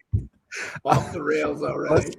Let's start right in the Big East with UConn and Xavier and Coach Hurley, everybody's favorite victim. Just ask him. Oh, you like a total here? What is it? Yeah, shame on me for not getting on this early, but I've been on it 4 in a row, and hopefully this is the last chance, most likely, with Xavier. The overs are automatic with this team. The overs on a 25-5 run for Xavier in its last 30, but 2 of the 5 unders in that 30-game stretch had combined scores of 155 points apiece, which obviously would have gone over this number, which is 151.5 or 152. They played twice in the regular season. They didn't fly over, but they went over 90-67 for 157, 92-60 for 152, which would be a push or a win tonight. But yeah, Xavier overs. I've been on 4 in a row, and not only, well, knock on wood, but they not only have gone over, they've gone over with several minutes, to play. Wow, easy. That's easy pickings. Gutsy here, big number. Last time Duke laid a big one, Carolina was on the receiving end of that big spread. 17.5 against a very. If you can cap Florida State, good on you. Which Florida State team you think you're getting? I have no idea, but you catching or laying the 17.5? I'm catching. 2 starters out for Duke, Caleb Foster and Patrick, however you pronounce his last name. Foster averages 8.5 points, 3.6 rebounds, 2.8 assists. Ngangba, I'm guessing, the big guy for Duke. 10.7 points, 6.0 rebounds. Those 2 guys are out. FSU's won 4 in a row and 10 of 12. They're 11-4 against the spread in their last 15. Their last 5 as underdogs of 7.5 or more, 5-0 against the spread, 2 outright wins. And this was back on January 3rd before FSU really started playing well. They only lost to Duke 91-87, and Tallahassee is a 16.5 point home dog. Give me the 17.5 with the Noles. What do you like on this Wisconsin game here? -7 over Washington, who I don't know if you know this, B, not good. This is scary. This is not near. It should be 17. They're like begging you to take Wisconsin. Are you? I know you're going to take Wisconsin. I sure am. Because I kicked myself. It was either 2 Saturdays or 2 Sundays ago when they were only -2 at Washington, and they were on my list, but I had like 5 other plays, and I didn't end up playing it. They jumped out like a 15-2 lead, and they won 90-73 at Washington. And I mean, they've won 3 in a row. They've won 15 of their last 20. Wisconsin's playing well. In fact, I think Florida's winning the big boy tournament, but I think Wisconsin at 125-1 is a legit or definite Sweet 16 team, in my opinion, and maybe Final Four contender at 125-1. You can monetize that ticket if they get to the Elite 8. So Wisconsin -7 today. And it doesn't hurt that Washington played an overtime game yesterday. 3 of their starters played 43 minutes apiece, and a 4th starter played 40 minutes. And they're 7-13 straight up in their last 20. I just saw this with Marshall, where they'd gotten beat by, was it Georgia State? I can't remember who it was. They'd been beaten by double digits twice, but in the conference tournament, they were a 4-point fave. They ended up losing. Washington just got hammered by Wisconsin. They beat them by 17. And now it's 7?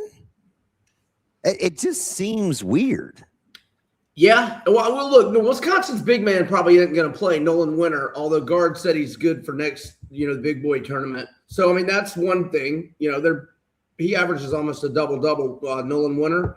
Yeah. He's probably not playing, so maybe that's I think Washington let Carrington get loose. If I remember, I think Carrington had like 30 plus in that one. That's probably not happening again. Right. Yep.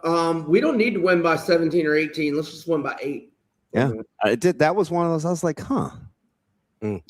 B, going over to the ACC, you got Virginia as -6 and NC State.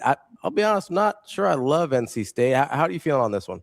I think NC State's playing horrible. They fell down big to Pitt yesterday, and fortunately got to play pretty good in the second half and had a little late first half run.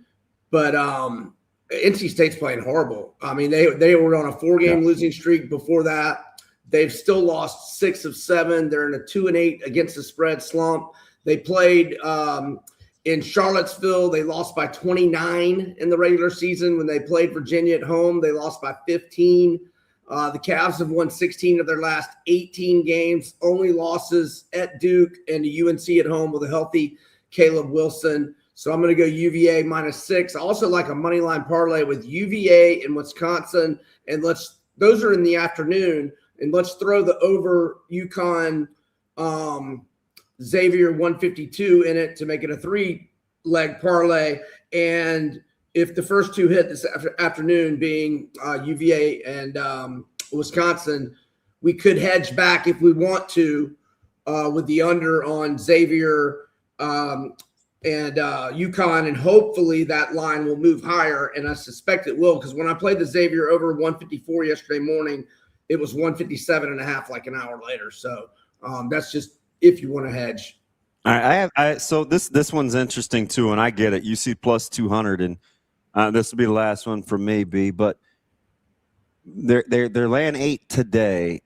We looked at all the conference favorites, and outside of Duke, I'm seeing like -105s, -125s, like right around 11 to 10 for faves. The undefeated team in their own conference is plus 200. That doesn't seem to make sense given, like, how is Michigan only like -110, but Miami of Ohio is plus 200? You're going to get that good plus money, huh? Yeah, I'm going to try. So I'm doing that plus 200 Miami of Ohio to win the MAC tournament, but then I am fading them with UMass. Now this is a smaller play than my other place today. I'm going with UMass plus 8 today. UMass, or first off, Miami of Ohio has won by 2 points exactly in their last 3 games, and UMass, its last 11 as an underdog, 8-3 against the spread, 4 outright wins. And they only lost by 2 at Miami of Ohio during the regular season. So I'm going to go UMass plus the 8, but I like it, the Miami of Ohio plus 200 to win the tournament, and hopefully I'll win both. That's our guy, Brian Edwards, MajorWager. We appreciate it, Brian. We'll talk to you next week. Thanks, fellas. Y'all have a good one. Thanks, B. Going to take a quick break here. Coming up next, we've got EJ Barthel, your Nebraska running backs coach, here on Hurrdat Sports Live.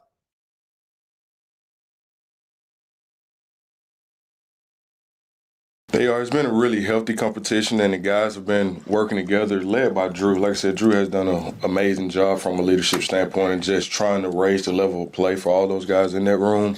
And one thing we've done in practice is roll those guys with all different groups, whether it was first group, second group, third group. It really doesn't matter what group you go out there with. It's about what your execution's like, what your effort's like, and then at the winning moments, are you making the plays? And just rolling those guys with different groups and seeing them go against different receivers and play with different other guys as well, and seeing who's going to rise to the occasion. So it's been a really good competition in that room so far. Yes, and I saw that in recruiting Danny, and I was knowing Danny for so long. When I met Danny, I don't think he had any stars, and then he went from a 3-star to a 4-star to obviously ended up being a 5-star. But a lot of guys carry that weight on their shoulder, feel like, hey, I have this to prove or that to prove, when he's a guy that just want to come to work and not really worried about, hey, the expectations of being a 5-star coming in. So it's been good to just see him come in and put his head down and work.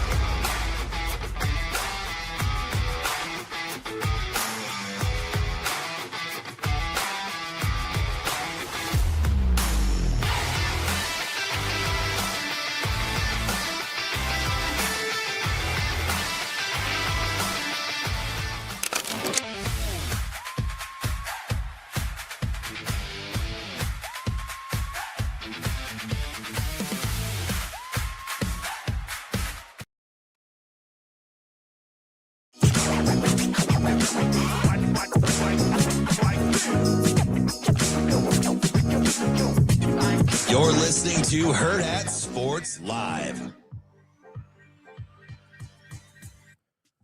Welcome back, Hurrdat Sports Live. That's DB. I'm Ravi Lulla. We are joined now by EJ Barthel, your running backs coach at the University of Nebraska. Coach, how are we doing this morning? Good morning. Good morning. How you guys doing? Coach, how we doing, man? Do you have a little downtime for a second, or like how we doing? Nah, man, it doesn't exist in college football. You know that. Come on, man. Ain't no such thing as downtime, man. Hey, at what point did he call the staff meeting for you yesterday? You see, you try now. You're gonna catch me. Now you're gonna catch me. See, no, I'm not getting set up. Coaches. Yeah, we normally have staff meetings. At that time. So, yeah, just sometimes he'll cancel them. Sometimes he'll run them. So, But you're trying to set me up now, bro. Never. So diplomatic. Oh, he killed me. So you don't have to worry about that. Like in any heat that comes out of anything, he's blaming me. So it doesn't matter, man. Oh man. I appreciate you guys having me on the show. I mean, I've been here, 3 seasons. My first time. Golly. I get enough heat from y'all. I can't get on the show. Golly, what? See, this is the part of you that I need people to see. Like, yeah, that's right. They see the stoic, like I like to call you musclehead, where you're like bullying the guys. Like, this is funny, right? Like this is why you're good on the recruiting trail. It's like people when they need discipline, they're going to get disciplined, but and you can do it with love. But my man's got jokes too. That's right. Listen, you coach hard and love hard. You know what I mean? Coach hard and love hard. That's how I was raised in this sport. And from a coach standpoint, I learned a lot from some great coaches. I worked under some of the best coaches in college football, and Coach Rule being one of them. And I've learned a lot of things, from my early ages as a coach, and how and it's a process, right? And so, I think the one thing about this place, the one thing about Matt and how we do things here, Coach Rule, is like we're going to coach every aspect of the development of the kid, right? On the field, off the field, academically, mentally, emotionally, physically. I mean, all those things. We're dealing with kids. We're like uncles or second parents. So that's just kind of how I am, Yeah. Back to real quick, because you said something I want to get to. It only took 3 years because I'm in a tricky spot, right? The network has to go first. You do great stuff with Husker Sports Nightly and my colleagues, and I don't like to supersede the network. So I just have to wait until they get all their good stuff out, and then when I'm on this job, it's like they throw me a few bones. So every time I get the opportunity, that's when I was like, okay, if the network's cool, I gotta get EJ. So hey, as long as I'm here, man, I appreciate it, man. I'm here now, so I got a shot. I'm here now. I watched the show enough, so I'm grateful to be on it, man. Let's go. See, you should have never told me that. Now I'm gonna have to say good things about you. Yeah, I appreciate it. I appreciate you, man. Trust me. I see you out there. When I catch those strays, I see you out there. I see you. I see your body language. Like oh man. All right, so you said something interesting because people laugh at me. I said, he could have coached our room, and we had some tough guys, big personalities, and it's not just the running backs; it's the fullbacks too, right? You gotta be able to handle it like a Lance Lewis or a Corey Schlesinger or some of these guys. And you said something about coaching the whole player during Coach Rule's tenure. The off-the-field incidents versus the GPAs is something, and maybe nobody cares anymore, but it just lends credence to what you're saying about the discipline. Like, nothing ever happens in Lincoln with like the football guys, and I see like the tight ship that you guys run in terms of what to wear, where to be, what time to be there, making sure you're in class. Like, that's not by accident. It appears to be pretty intentional. As college football is changing, it's really kind of morphing into, I would say like, almost professional sports as it grows. There has to be an element of this. We're still dealing with young people. You know what I'm saying? And we're dealing with young people that need that need to learn how to become young men and young women. You know what I mean? And so successful young men and young women. And as you guys know, success very rarely comes from success, in my opinion. And what I mean by that is success usually comes from failure, right? So I think just making sure that we're helping these kids grow in every aspect and keeping them accountable from class to diet to nutrition. 1 minute late is late. From every aspect is so important when you're dealing with young people, and especially in today's age. I think it's mostly important with all the social media pressure, with all the outlets outside of sports. When we played, sports was our outlet, right? And so now there's many different outlets kids can use, and so we have to really dial in and help these kids become mature young adults very quickly. So we have to be involved, right? We have to be involved. And I think it's our job as coaches to be invested in the kids. And I talk to our guys, like, especially in recruiting, like the one thing that I want you to learn through this recruiting process is that I'm going to respect and demand your development. My light's went off here. Hold on a second. No, you're good. You're good. Yeah, respect and demand your development. That's key. And if you can understand where my emotions are coming from as far as being aggressive or being accountable, and if the player knows it's coming from a place of care, they respond differently. You know what I mean? They respond differently. They know you care, and that's important. And so let's be honest, some of the demographics of kids that we recruit, sometimes more, and this isn't the right way, but more than times, a lot of these kids come from, tough structures at home, right? So we need to be that rock that provides that structure. That's how I view it. Coach, I'm fascinated by this dynamic of sort of the personality types that people recruit at the college level, right? Whether it's just a toughness or a competitiveness. And I'm sort of curious, when you're looking at a kid, how much of it is you're looking to see if they're wired a certain way versus you're looking to see, hey, I think I can teach him these certain aspects of whether it's toughness or competitiveness. Like, and what's that balance like for you? Are there certain things you're just like, hey, that's incredibly hard to teach, I need you to come with that? Yeah, I think that's a great question. I think coaching and evaluation are two different things. I think two different things. And I think within the evaluation, you're really evaluating multiple things. As far as, one, you're evaluating traits of a player.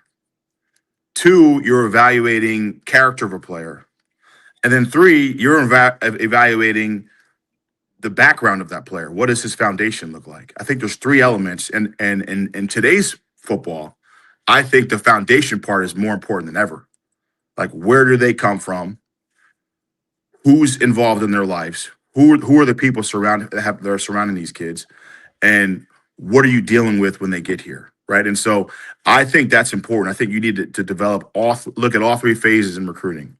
The one thing I will say is I've been fortunate enough to start my career in personnel and evaluation. So I had to learn how to evaluate prospects. Right. So that's something I tip my hat off to Coach Rule. Coach Rule taught me that when I first started working for him in personnel. When we were recruiting at Temple, I'll never forget a story.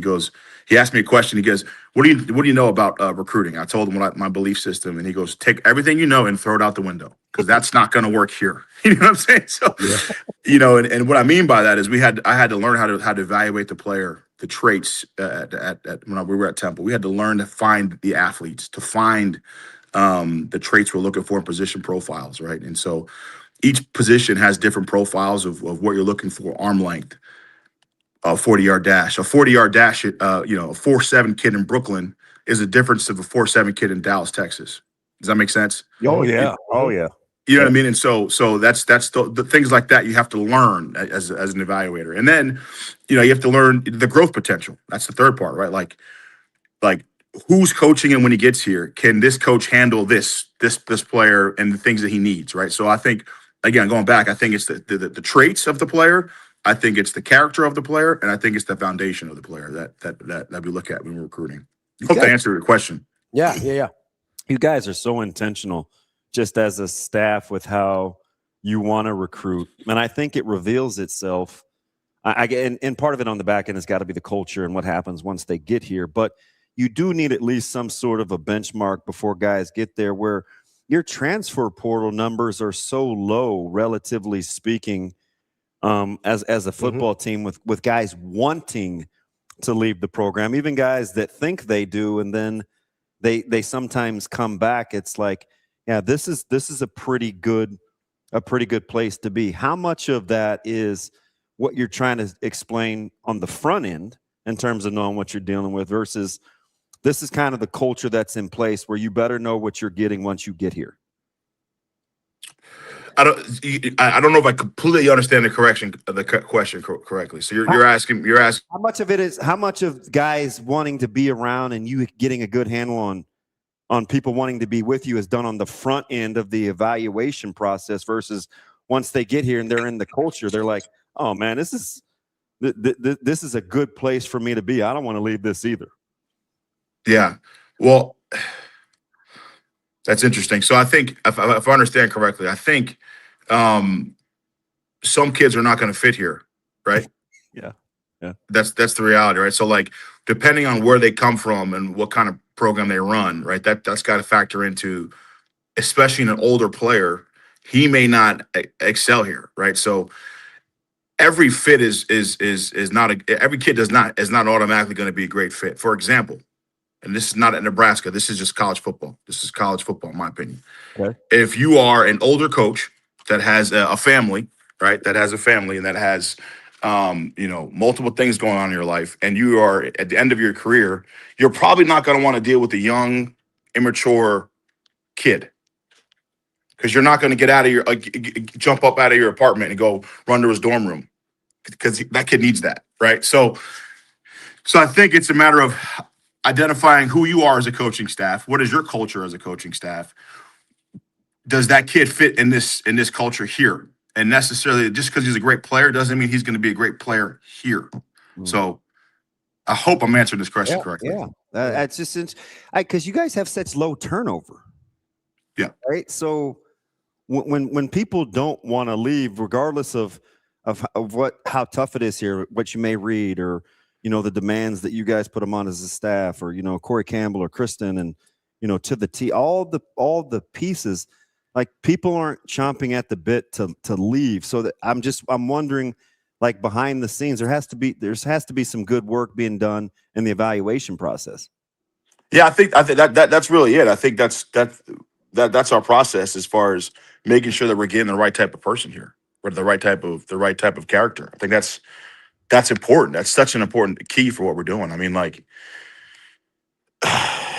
some of the guys we've brought in here, they've never had the amount of accountability check-ins that we have here that they had at other places, right? Like this is not just a place where you're going to come play football and go home, right? You're going to come here and you're going to be coached in everything you do. You're going to leave here a better person, I think. And I think the kids feel that when they get here. I think the players feel that. And I think that's why we've had so much success, to be honest with you.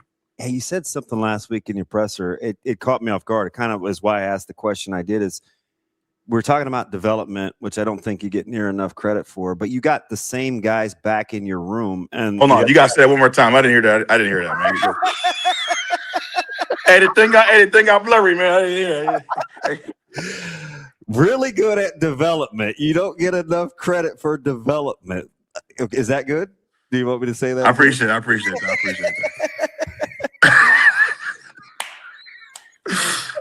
that. All right. So you said something you don't hear often with, I think, the caliber of guys that you could potentially have in this room is they're on another year with you.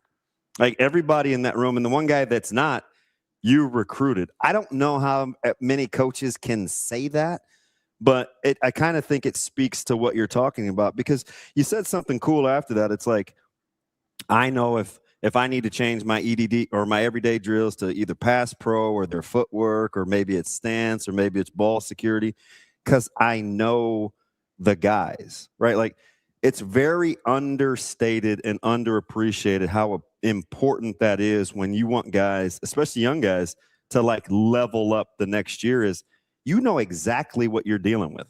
That's right. I mean, that's really an advantage that I think I have right now. I think that one, my style of coaching is deliberate, right? So like, I just a lot of coaches I would agree. are what's that? I would agree.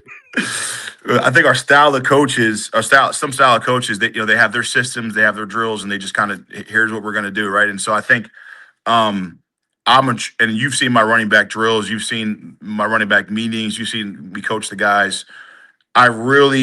To me as a coach, what we're doing in our drill and preparation work has to correlate directly to the football field and to what we're doing either that day or that week or that or that season, right? That it has to make sense to me. Like if we're gonna run, like for example, like running back guys or guys come out there, line the bags up and run through the bags. Well, that's 12 minutes, right? So 12 minutes of bag work, right? If we're not working on eye development of stutter of like a counter play and what that looks like with the backer squeezing and another backer wrapping and then where your eyes should be and how you react to that, and you're wasting time in my opinion, right? So like you have to prepare the kids for what they're going to see on the field. You know what I'm saying? And so I think one, that's how you should be coaching, especially when you're doing your meetings and individual work. And two, I think for us, our staff and implemented by Matt, Coach Rule, our staff, we're deliberate with what we're doing in practice, right? Like, so for us, I'm going to put down like, hey, player X, you have to get better today at 1, 2, and 3 things. Hey, player C, you have to get better at 1 and 2 things. Here's the things, and then I'll ask them, what's today's focus for you? Hey, coach, my focus is for hand placement. When I get on a linebacker, my hands need to be on the inside number. I need to work on having violent hands. Hey, coach, my hands is when I catch and tuck the ball, I'm catching the front tip. Immediately have to tuck and get vertical right now, right? So like deliberately making sure they know what one thing at a time, what they're getting better at every single day, I think is a way to develop, right? And so if the kids don't understand what they need to get better at every day, then I think you're just kind of like you're kind of just running the hamster wheel, right? You're putting the drills out there, but like, is it being effective for every kid and specifically the guys that are going to play for you on Saturday? Yeah, one of the and why I get so passionate about this is obviously just understanding a position, but people sometimes can be a little bit critical or they can assume too much. And I'm just going to take Emmett for example, where a year ago. I may say something like during a game in the opportunities, just a little too busy behind the line of scrimmage, or you want to make sure when he's making moves, he's like gaining ground or whatever the critique may be. And then I'm watching it as the year evolves this year. And I'm like, man, look how he presses the point of attack, or the sneaky timing with like duo when he gets motion versus when it's not, or so those little nuances that I'm watching guys develop in terms of their patience and pressing the point of attack. It's like those are intentional, but you don't often hear guys get, and credit's bad. Like I'm not a big, well, make sure this guy gets his pound of flesh, but I do think we assume with the running back position that a lot of it's like 90% on the player and 10% on the coach, when learning how to run is actually a thing. Like I could see that development with EJ in particular, if we're going to use that example, or Mosey, who's actually learning to be a real running back with his vision and patience and anticipating who's playing over the top, or Makai learning to now run behind his pads. Like those are things, like little things that you can see happen that have to be intentional in that running back room. I'm sorry. I'm leaving this room, but the sensors keep messing me up here. It's unbelievable. At least we get a nice view of the facilities. Yeah, we just get to see this palatial estate that you. Yeah, that's right. So, I think a couple of things you talked about I want to address. Right, the first thing I think you talked about right there is the running back coach is not, necessarily a teacher or developer. He's just it's mostly the player. That's, to me, when I hear that, it drives me crazy, right? Because you play the position, right? So the elements that you need to learn of all the positions.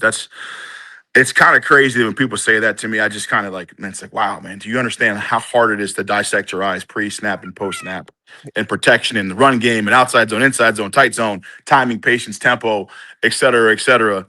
Hey, Makai, this is Makai. Here's Makai here. Oh, yeah, where's Mean Face? Put him Hey, on. Where's Buddha? There goes little knucklehead. What's up, y'all? How you doing, man? I'm good. How y'all? I'm good. So I figure you're smiling because you're with your guy, but man, you look good, man. What's the weight right now? I'm probably gonna be like 197 today. I was 196 yesterday. All right. Would you finish your meal at my house this time around with weighing 196? If I finish the meal at your house, I'll probably be like 200. EJ, he was so paranoid. He was like watching his diet. You look good. Bro. Yeah, this guy will tell you, shoot, I'm on every single day around him, man. Hey, what's your weight? What's your weight? You know, I mean, again, it's talking about being deliberate, right?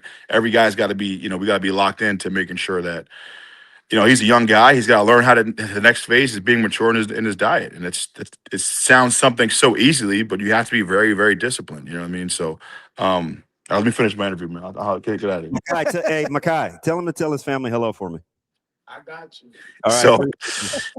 So I guess what I'm saying is here, man. So I think that's kind of a wild statement. You know what I mean? Like as far as the development process isn't important for the running backs, right? So there's some God-given players in the running back position. There's guys where you can hand them the ball and they can just go, right? We're not talking about those guys. You know what I'm saying? You get what I'm saying? Like there's probably like what, like every year in college football, maybe one or two of those guys, right? Three of those guys. And so if you have a guy like that, I've been around Saquon Barkley. I've seen that happen, right? So I've seen guys that you can just give the ball and they can figure it out, right? But very rarely does that exist, right? And so when I was assistant running back coach at Carolina, working with Christian, I remember the night before, when Coach Nix I was working under, he's like, "Hey, you got Christian in drills tomorrow."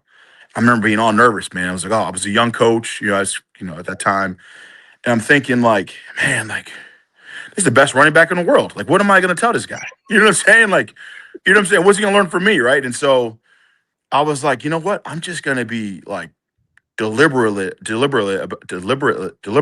about the basics and fundamentals.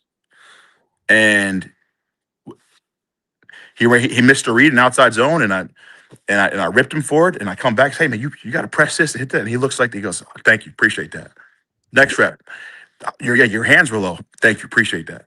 And he sent me a text that night saying, "Hey, man, like keep staying on me about the fundamentals. Keep staying on about fundamentals, right?" And I realized, like, that's the most important piece as a running back coach. You have to develop all aspects of the run game and protection game, but you have to develop it. You can only get great at one thing at a time. You can't go into a practice trying to get better at 5 things, right? Like we got, like, and Emmett is a great example. Like I could tell you exactly spring season things he had to work on, what he had to achieve. His first year with me, he had to just he had to learn the cycle of the snap, right? Like the play is called, and then there's 6 seconds between the play being called and the ball being snapped. Within those 6 seconds, where do my eyes go? Mm-hmm. Where do they belong? Mm-hmm. When the ball snapped, where do my eyes go? Right. So as a young player, you have to learn that. Right. So I think his first year with me, he had to learn the cycle of the snap. Right. Making sure his fundamentals were right, his footwork, his mesh point, getting the ball, putting his eyes in the right place. And then the second part, once you learn the cycle of the snap, then I think for Emmett, he had to actually go out there and do it, right? He had to go out there and find success. He had to miss reads. He had to miss reads to understand what that feels like and what that looks like, right? So his second year, his first year, you'd hear, "Oh, well, he would stop his feet too much, or he wouldn't hit the hole," right? And it wasn't necessarily he wasn't seeing it; he just wasn't experienced at it yet, right? And so the second year, you got to see him really 2 things. You got to see him understand the run game, understand the pass game as far as route technique, and he really learned how to compete, right? Like he learned Ramir Johnson and Dante, he learned how to compete, right? Like in camp during the season. And I think when you learn how to compete and every single practice you're trying to master your craft as far as what your aiming point is on duo, where your eyes need to be, how I need to react on outside zone, on tight zone, on counter, on pin and pull. Like there's every single run is different. So when you learn that part of it, you come out of that thing like the shiny toy. Like, all right, now I know I have my arsenal, I have my weapons, I have my running back menu. And now, like, for example, last year, Emmett Johnson's deliberate practice was different than Mekhi Nelson's deliberate practice. I had to make sure that when I had free time of 6 minutes, 7 minutes here, I had to work on a choice route step with a hand swipe on Emmett to get reps at that, while Mekhi still had to work on maybe pressing the point of attack or whatever. Pressing the point of attack, seeing the mic point. If the wheel flies over top on dual, I can replace the wheel, right? So, like, that's important, man. Like, you got to learn every single thing. And you're not going to learn all these little things just one time, just all at once. You have to slow it down, dissect it, and demand you get better at one thing at a time. And that's what you saw with Emmett Johnson. You guys are so close. And we're weird, prima donnas. And I tell these stories, and you talked about a natural guy, and you don't have them often. I mean, the first scrimmage, we're watching, they wanted the older guys to cheer on the younger guys. I'm watching, 3s versus 3s and 4s versus 4s. And LP rips off like 7 long runs. These old school ugly Converse, right? And I mean, it's just house call after house call. My man Ed Stewart, who was playing defense at the time, he put his arm around me. He said, "Well, young buck, looks like you got your work cut out." Right? So it's just like, and to be able to cheer for those guys and to have our room as tight knit as it was, like, that's when the magic happens, right? Because what you're talking about, if you get 6 or 7 minutes with EJ, you get a couple of minutes with Mekhi, you get a couple of minutes with Mike. It's like they have to understand and be mature enough to know it's different for me.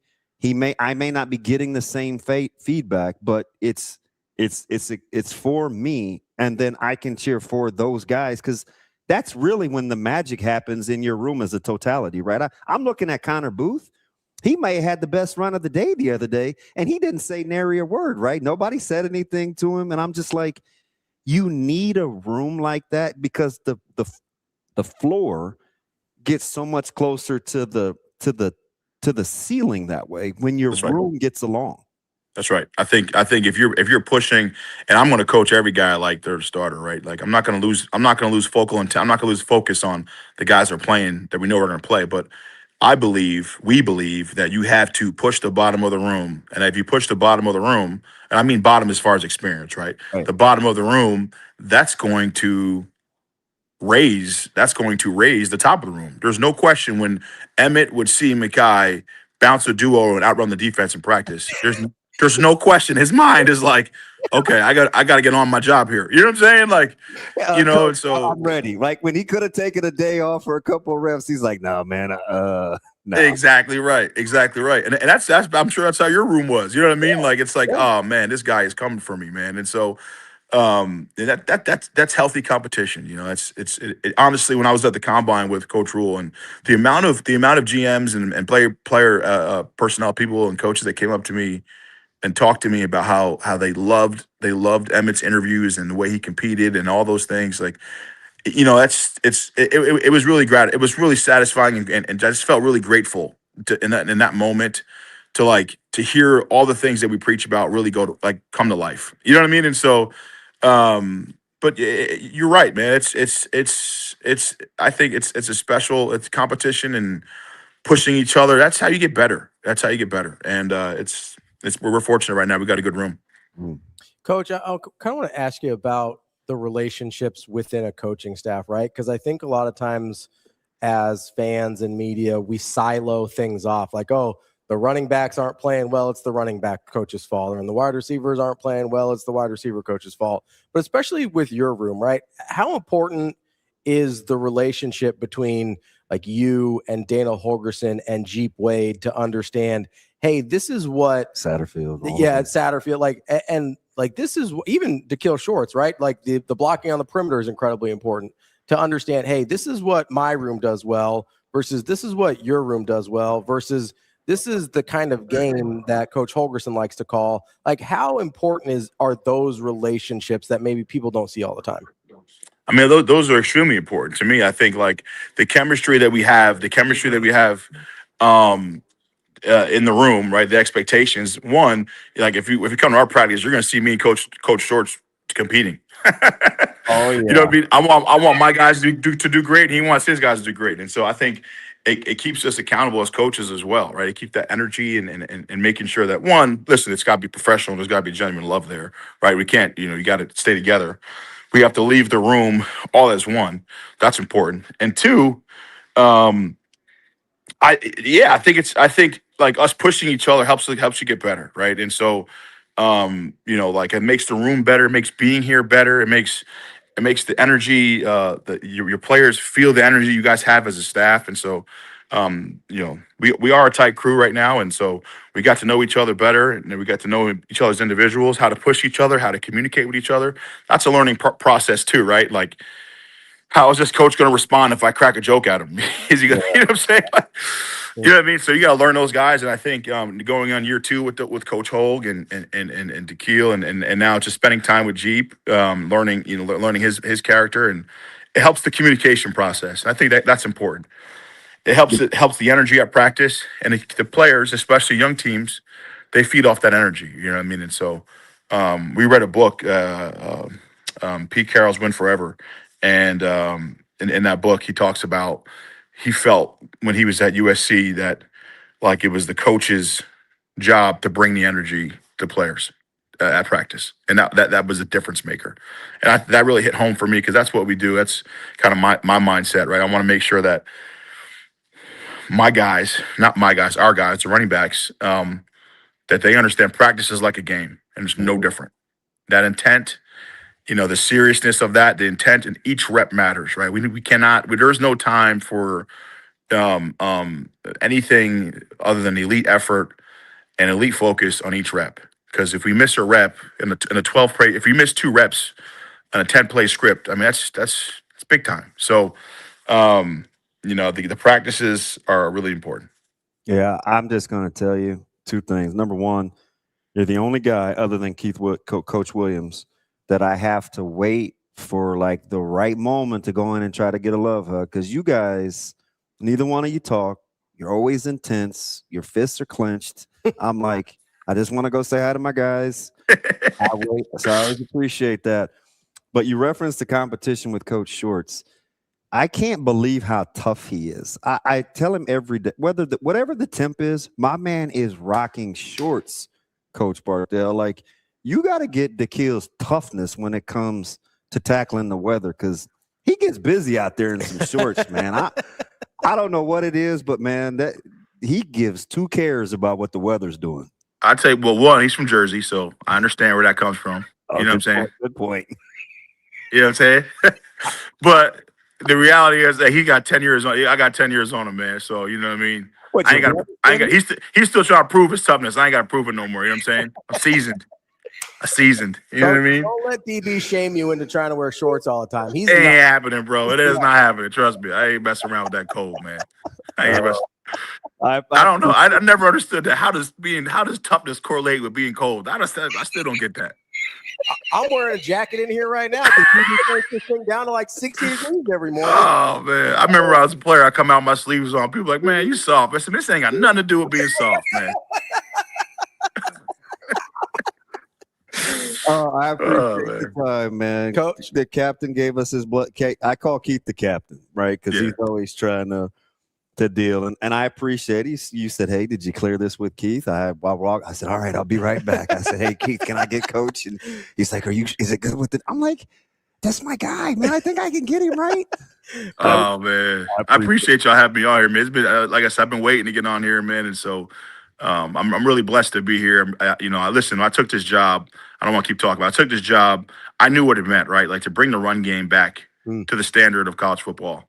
I thought that was the ultimate challenge. You know what I mean? And so, not saying that we're done, but I think we made a nice jump last year, and I think that we continue to make that the goal. And I know how important the running back position here is at Nebraska. I know how important the run game here is in Nebraska.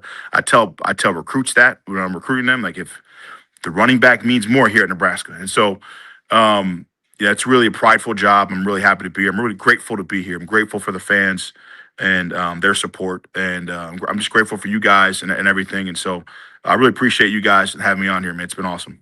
Hey, one last thing. When I get in one of your individual drills, I just want you to teach. I don't want to hit the gauntlet. I messed with the arms out there the other day. Still a little stiff. Let's get some WD-40 on those things and loosen those things up a little bit. But I just want you to teach me to walk and talk with my phone. Like if you can, the interview today with your skills and your eyes still up, that's the old running back in you, never looking at the ground. Teach your boy. Hey, that's recruiting right there, man. That's FaceTime recruiting right there, man. That's right. You get reps. That's right. I get reps at it, man. Distractions. I got lights coming, players coming, man. Come on, man. I'm ready. I'm built for this. I've been trying to get DB to do a little more recruiting where he's at, but he won't listen to me. So now I got to play against your guys. See how you go. Oh, man. I'm for Yeah, we'll leave that alone. We're good. I got you. Take the time. We'll talk to you soon, okay? Great talk with you guys, man. Take care. Thanks for having me on. Thanks, Coach. That's EJ Barthel, the running backs coach. We're going to take a super quick break here. We'll get to Michael Bruntz coming up next year on Hurrdat Sports Live.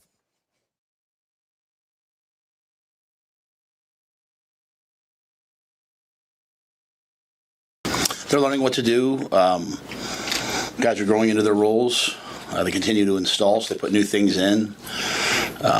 They've got some explosive players on offense to deal with, and so they're having to, take away the guys that the offense has while also taking advantage of their skill set. So I think they're growing and they're doing a nice job.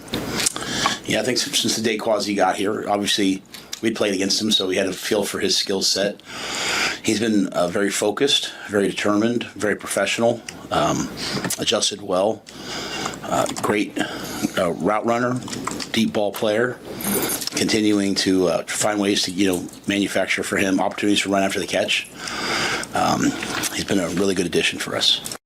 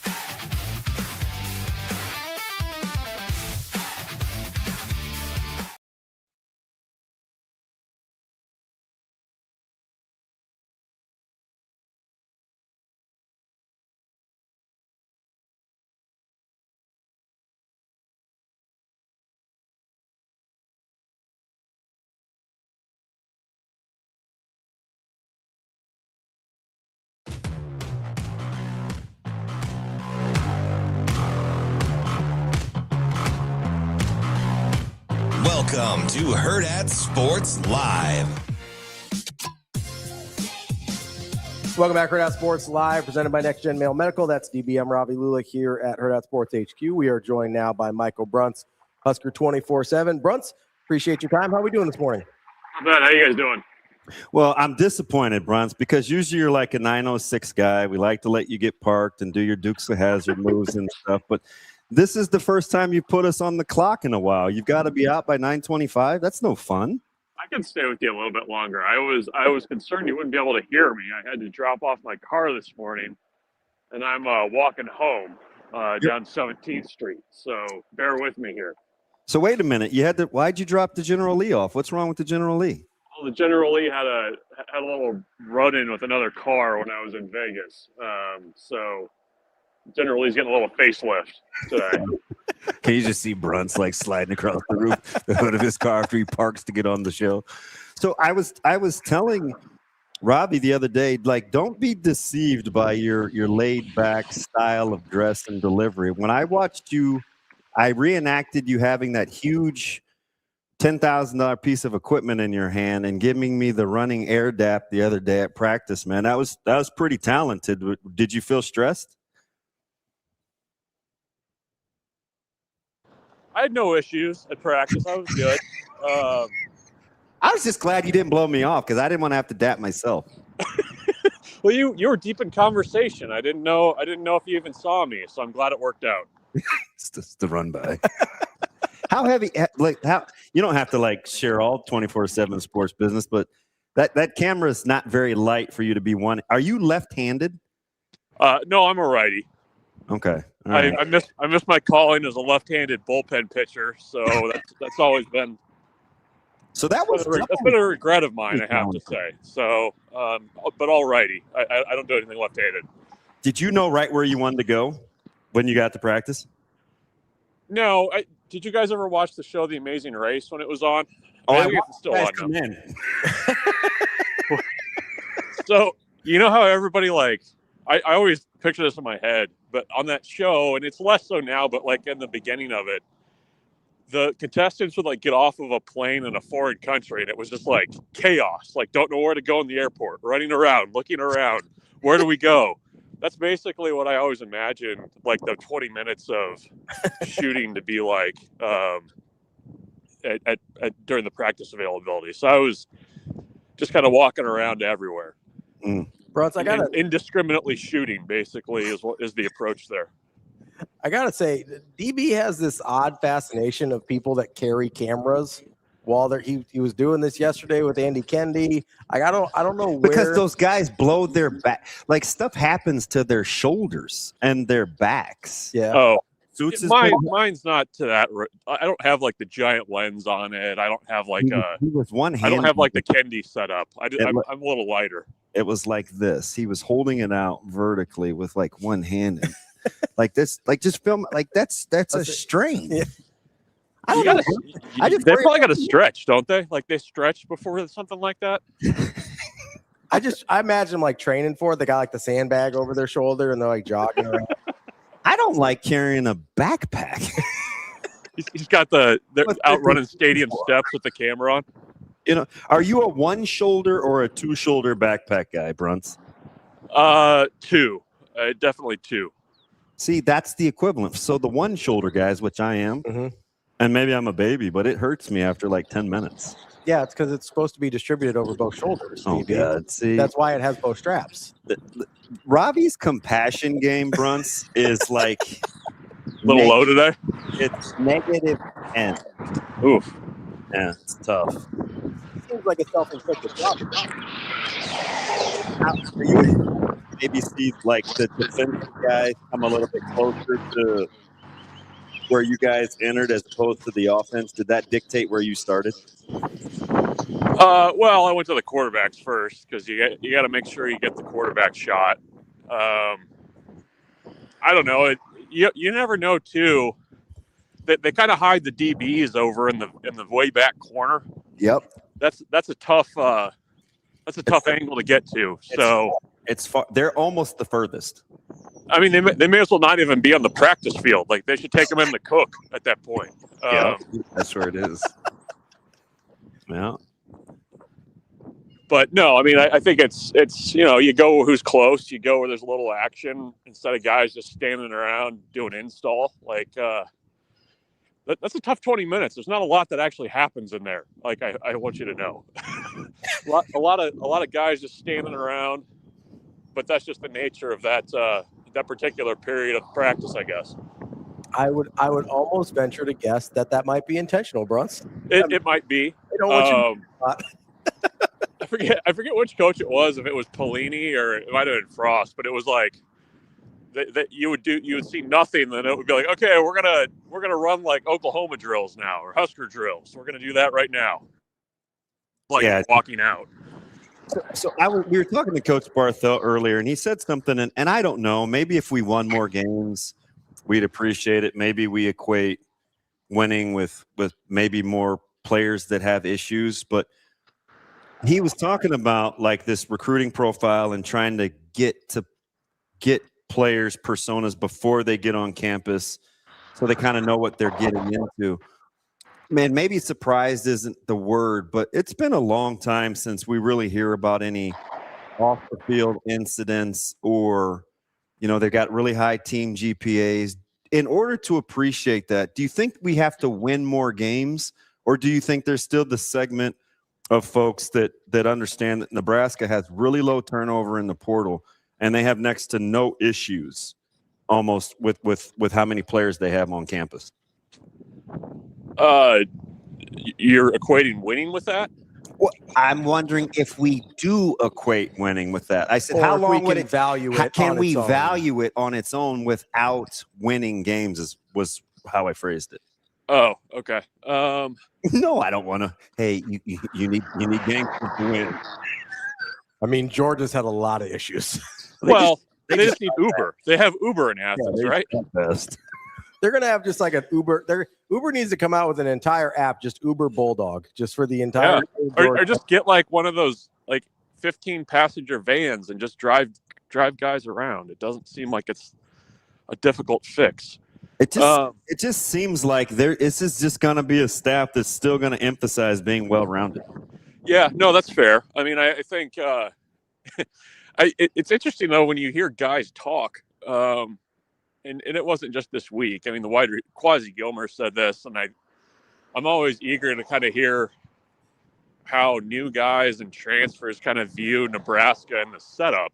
And I'm not talking about like, oh, there's a lot of corn here, or there's less corn than I thought. But like, they don't leave. Like, they don't leave the facility. Like, everything is there. I think that reality and kind of how they've built things, in addition to, personalities and guys, getting the guys that fit things, that's a big piece of it too. I mean, like if guys are just like hanging around at the facility until 9 o'clock doing things, studying, eating, like, there's just not a lot of time for guys to like get in trouble.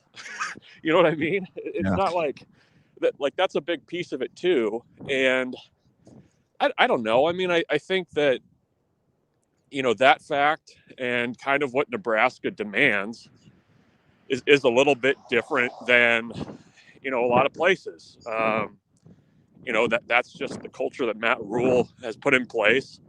You're there, you're doing your work. They sell you or sell recruits, not sell, but they, have this idea in recruits' heads that, you come to Lincoln, it's about football. Like that's what it's about. It's apart from everything else. There's no distractions. And that's kind of what Quasi was saying. And that's what, I think that there's a benefit to that too for guys like Sierra Wright's a good example of this, that you come to Nebraska and, you got a chance to grow, you got a chance to improve as a player, and they've got everything, in one place for you to do that. So I think that's a big piece of it too, Damon. Yeah. We're talking to Michael Bruntz, Husker 24/7. Bruntz, before we let you go, and I think we keep you a little longer here, but wanted to get to don't be trying to close it out with at least 7 minutes now. Like, don't be cheating my Bruntz time. Trying to talk a little baseball, if that's okay. Is that all right, since we don't have Benny Mack? Yeah, sorry, Bruntz. I just wasted 25 seconds. I feel You're all right. I'm making good progress here, so I got time. How are we feeling about, obviously the Auburn series didn't end the way you wanted it to, but on a 5-game winning streak now, and you go into these series, you get the Michigan State sweep, which I think people were pretty happy about. How are you feeling about the way Nebraska's playing baseball now versus maybe how they were, I don't know, a week and a half ago? Well, I mean, you're winning the games that you're supposed to, and you're kind of doing it in a number of ways. I mean, I think coming off of the Auburn series, the big question was, Yasa barely makes it through 2. Same with Blackowitz. Was there going to be a bounce back? And yesterday, you got the full Yasa experience with the 9 strikeouts and the 6 walks, but you were able to do enough to win there. The bats came through on Sunday, and Blackowitz was great. So, you took care of business at home against an opponent that you definitely should. And, North Dakota State yesterday, those are the types of games that in the past Nebraska's struggled a little bit with. And that's going in there and taking care of an opponent like that's progress too. It helps that you have Cooper Katsky pitching on Tuesdays where, you get him a 4-run lead and the game might as well be over at that point. So, I think the kind of story right now is Nebraska has 4 starting pitchers. You broke up just a smidge there, Bruntz. Nebraska has 4 what? Legit starting pitchers. Yeah. So one of the things I was going to ask B Mac. That's not something that they've had in quite a while. Oh, I got you. One of the things I was going to ask B Mac is, Go ahead. It's relatively early, and I understand this. And there's only been a month of midweek games, and I don't want to get into they played Team X, because we've seen for years it hasn't mattered who Nebraska was playing in midweek games. Is it safe to say that with the pitching depth that they're acquiring, that midweek games and the struggles therein are maybe a thing of the past this year?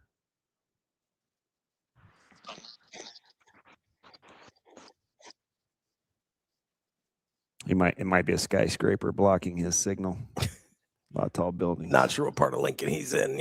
Might be right next to the stadium. I'll tell you this. Uh-oh. You look at kind of what's you still got me?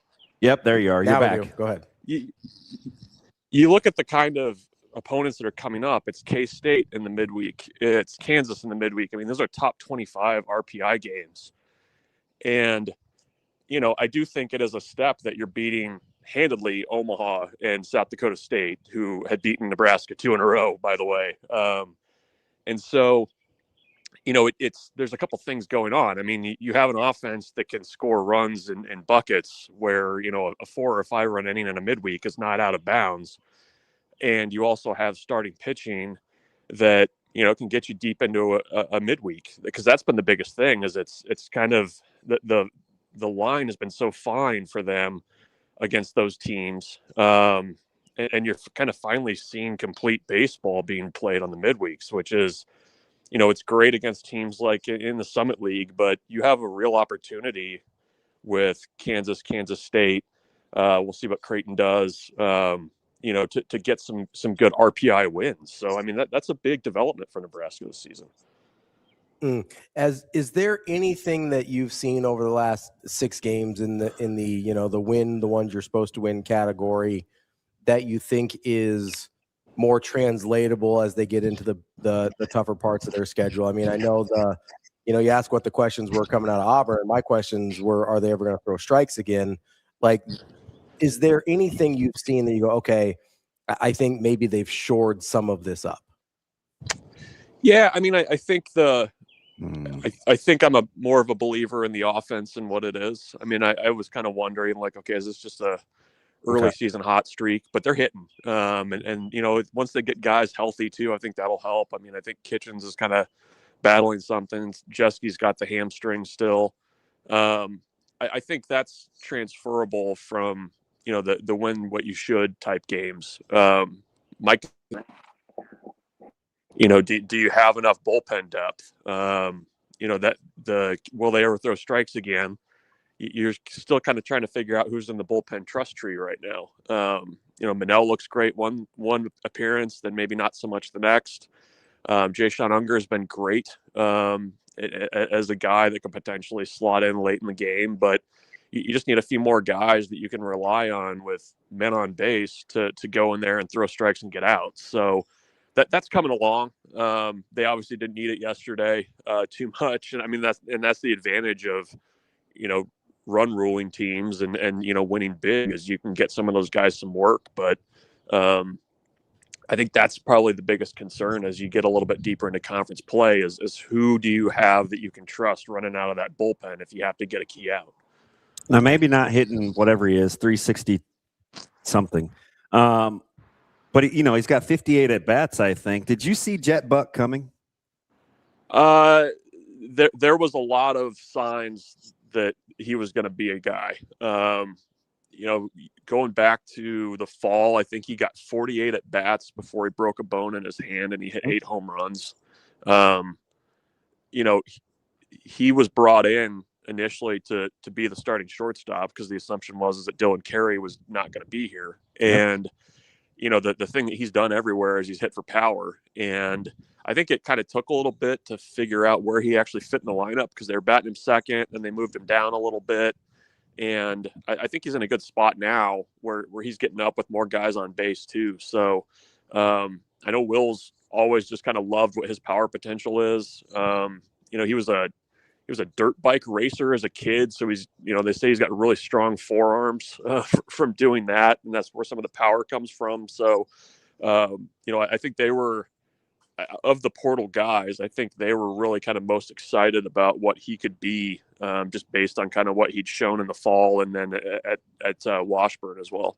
Yeah, I think when you slug over 600 and your OB is whatever it is, 409, I think you're willing to not be too bent out of shape at the 6-to-1 strikeouts to walk ratio. Like you'll take, because he's hitting for a better average than I thought he would, right? Yeah, well, it's the strikeouts were, he kind of struggled to start the year too. He's kind of starting to turn it around, and he hit 2 doubles yesterday that, I mean, you guys know how Haymarket Park is configured.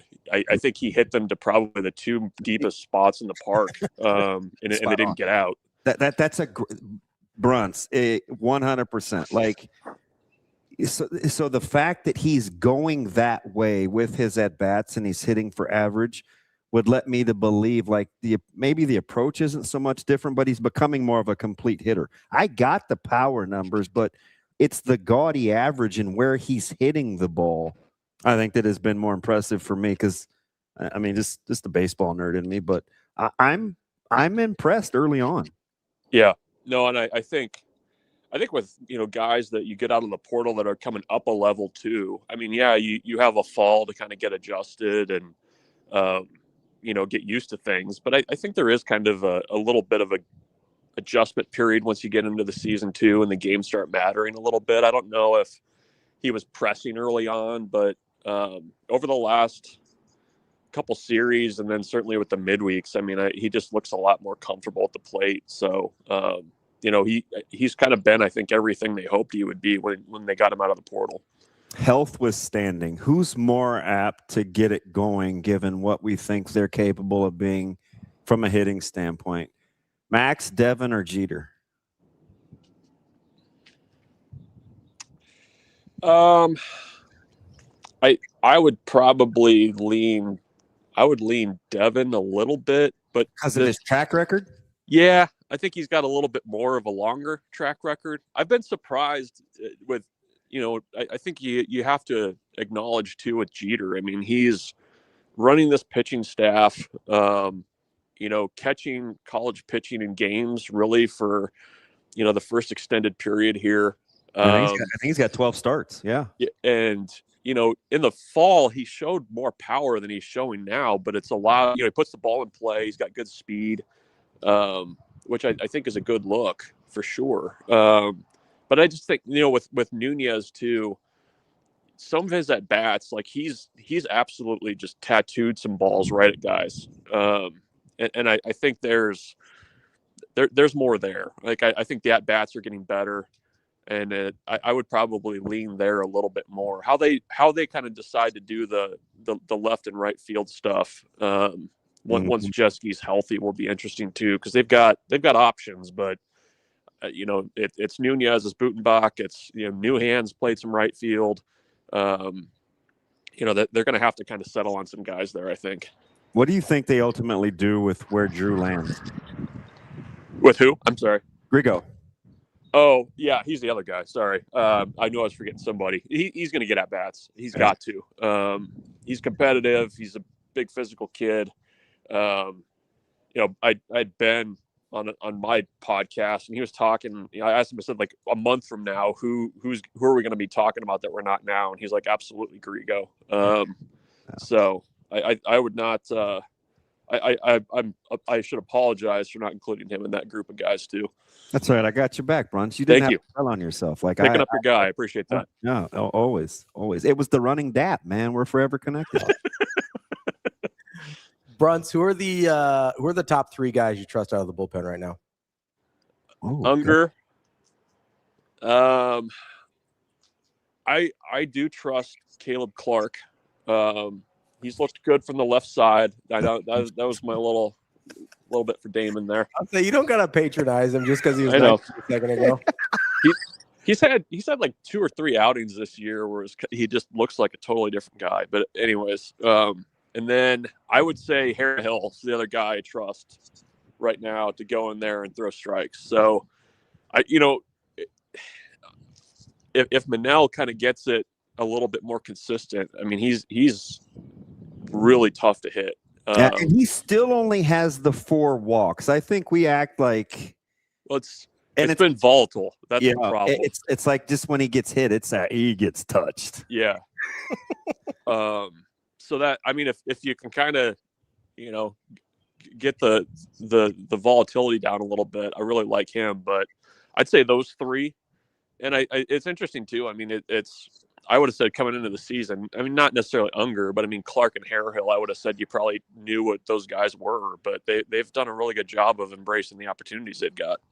All right, Bruntz. Michael Bruntz, Husker 24/7. Pretty talented, man. On the move, walking home. Are you a little chilly? Is it a little cold out? No, it's good. It's brisk. I made it home. I made it from like 21st and O to 17th and Van Dorn since we've been talking. So, were you on an earpiece or did you actually hold the phone to your ear? Because that's annoying, and good on you if that's what you did. Well, I had the earpiece going and then they died. That was the quick cutout there. So gotcha.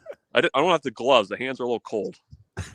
Well, I mean, if it's, I'm surprised DB hasn't told you to like wear shorts, be a little tougher, because that's what he was trying to talk to Coach Barthel about. And I was like, ooh, it's Bruntz, rough out here. He was really, really good. We get a chance. I got a chance to see. That's the personality I wanted other people to see, kind of how he is with the guys. Man, he's a lot different than maybe the vibe he gives off. Yes, definitely so. All right, Bruntz, we appreciate the time. I'm glad you made it home safely. Get those hands warmed up a little bit. We'll talk to you later. All right, sounds good. See you guys. Thanks, Bruntz. That is one Michael Bruntz, Husker 24/7. And look at you, Wiener boy. You got your coat on. Now, it's a sweet coat. Like, don't even let me hold you. That coat is nice, but you want me to get Alex to make you one? You paid for yours, right? Yeah. I keep telling. What part of poor don't you understand? Well, you're not going to wear it It's anyway. like Poe. I don't even have the OR. I'm just Poe. Like Po' Boys? Are you going to put your medals on it? What medals? I don't have any medals. I think he means letters. Oh. Because it looks like a letter jacket. What a goofball. I don't even know where my Letterman's coat. I do know where it is. Good on Bruntz, because he knew exactly when he was going to cut out. Yeah, I'm a big Bruntz guy. I think I know I say that. I like a lot of people. Yeah, no, Bruntz is a good guy. We like Bruntz. And I probably only talk to you if I like you, with the exception of a few. Let's take a quick break here. That's No, you're good. Me and you were like she looks out for me. Yeah, except for when she's trying to get a camera on you, or she's a picture you don't like, or the temperature's wrong. Just so pictures are so unnatural. So like, let's just be. Are you like Aborigines? You're like, you don't like having your picture taken, or what's going on here? Whoa. Aren't those the people that think that they steal your soul when they take your picture? I'm not brushed up on my Aboriginal culture. I believe they're the. Why you pick the Aborigines? They're from Australia. Well, I understand. Okay, so what's the problem? I believe that's the culture that thinks their soul gets taken when you take their picture. You could have said like a vampire, or the other guys that can't see their reflection, or. Well, that's more of an impossibility than like a moral opposition. Like, obviously, we can take your picture. And you guys think my lexicon is large. What are we doing? You didn't have Aborigines on your bingo card this morning? No, nor moral opposition. Let's take a quick break with Hurrdat Sports Live. They're learning what to do. Guys are growing into their roles. They continue to install, so they put new things in. They've got some explosive players on offense to deal with, and so they're having to, take away the guys that the offense has while also taking advantage of their skill set. So I think they're growing and they're doing a nice job. Yeah, I think since the day Quasi got here, obviously we'd played against him, so we had a feel for his skill set. He's been very focused, very determined, very professional, adjusted well, great route runner, deep ball player, continuing to find ways to manufacture for him opportunities to run after the catch. He's been a really good addition for us.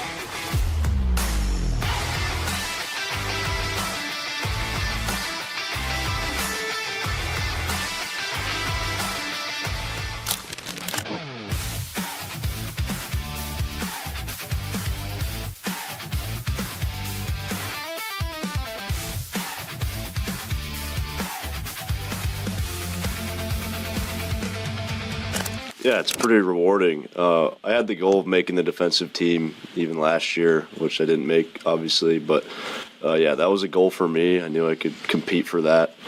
And it's tough to beat a 7-4 guy for Defensive Player of the Year, so I'm okay with that. But, yeah, even getting the honorable mention for All Big Ten is something that was only in my biggest dream. So being able to kind of be rewarded for that is very satisfying.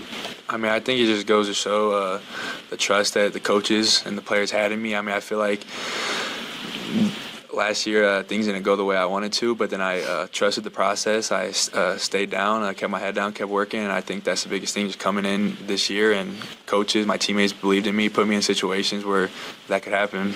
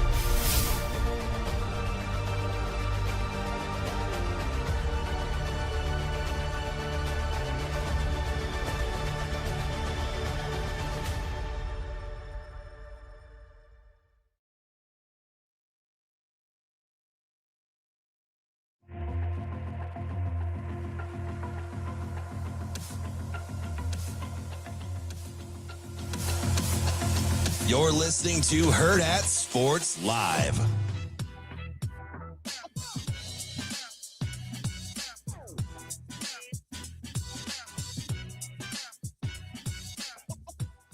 Welcome back, Hurrdat Sports Live. That's DB. I'm Ravi Lulla here at Hurrdat Sports HQ.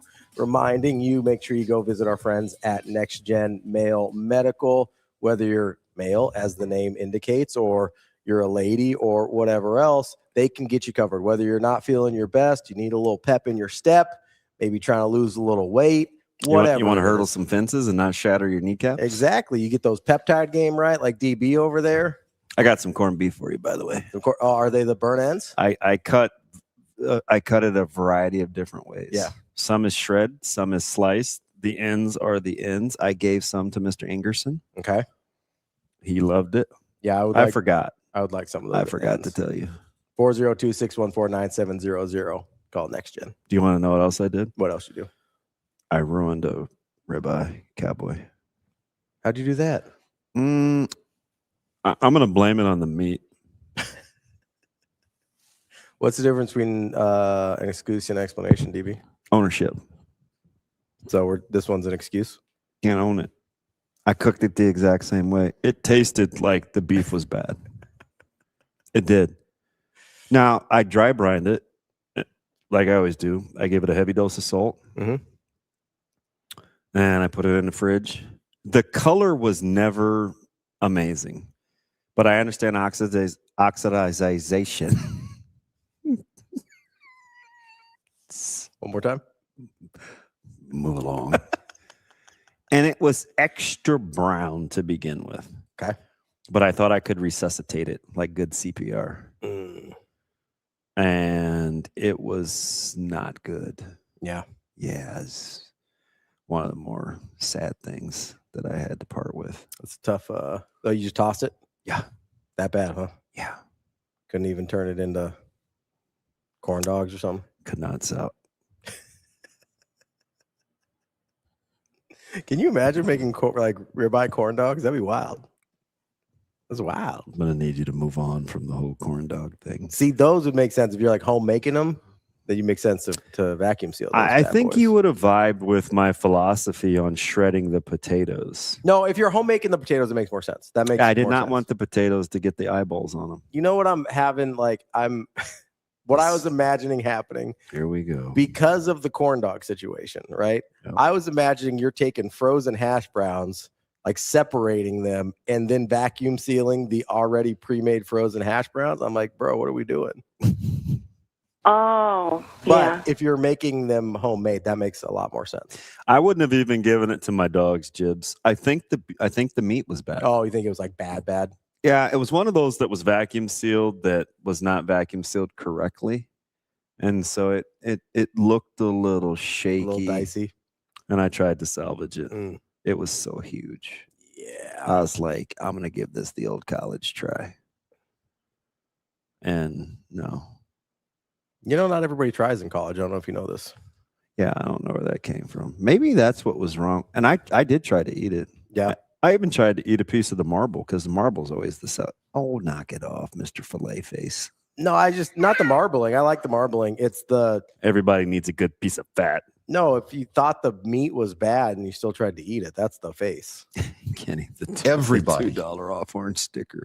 No, this actually came from a very reputable place. Yeah. I don't grocery shop for beef. You just think the vacuum seal went bad and so it went bad? Yeah. So that's a really good example of what happens when you leave meat out. Sometimes it doesn't. I'm not interested. Okay, I just thought. I felt fantastic after all my left out meats. Okay. Always, every single time. That's not true. You've literally come in here and be like, I might have to bail at some point. Yeah. That's the thing that's happened. It's stomach pangs. I thought, whoa. Where do you think those stomach pangs come from, DB? This is my body not cooperating. Okay. With what exactly? Oh, life. Okay. Organisms. I got chills throughout my body. Inhaled, just breathing in air. You know, microbials attacking my enzymes. I saw a TikTok that reminded me of you once.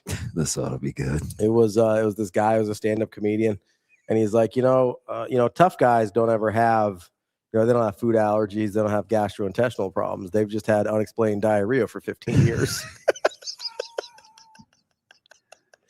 And here's the thing. It wasn't even loose stool, Mr. Crass. It's flickering. There's like better terms for that. Would you rather? Okay, hold on.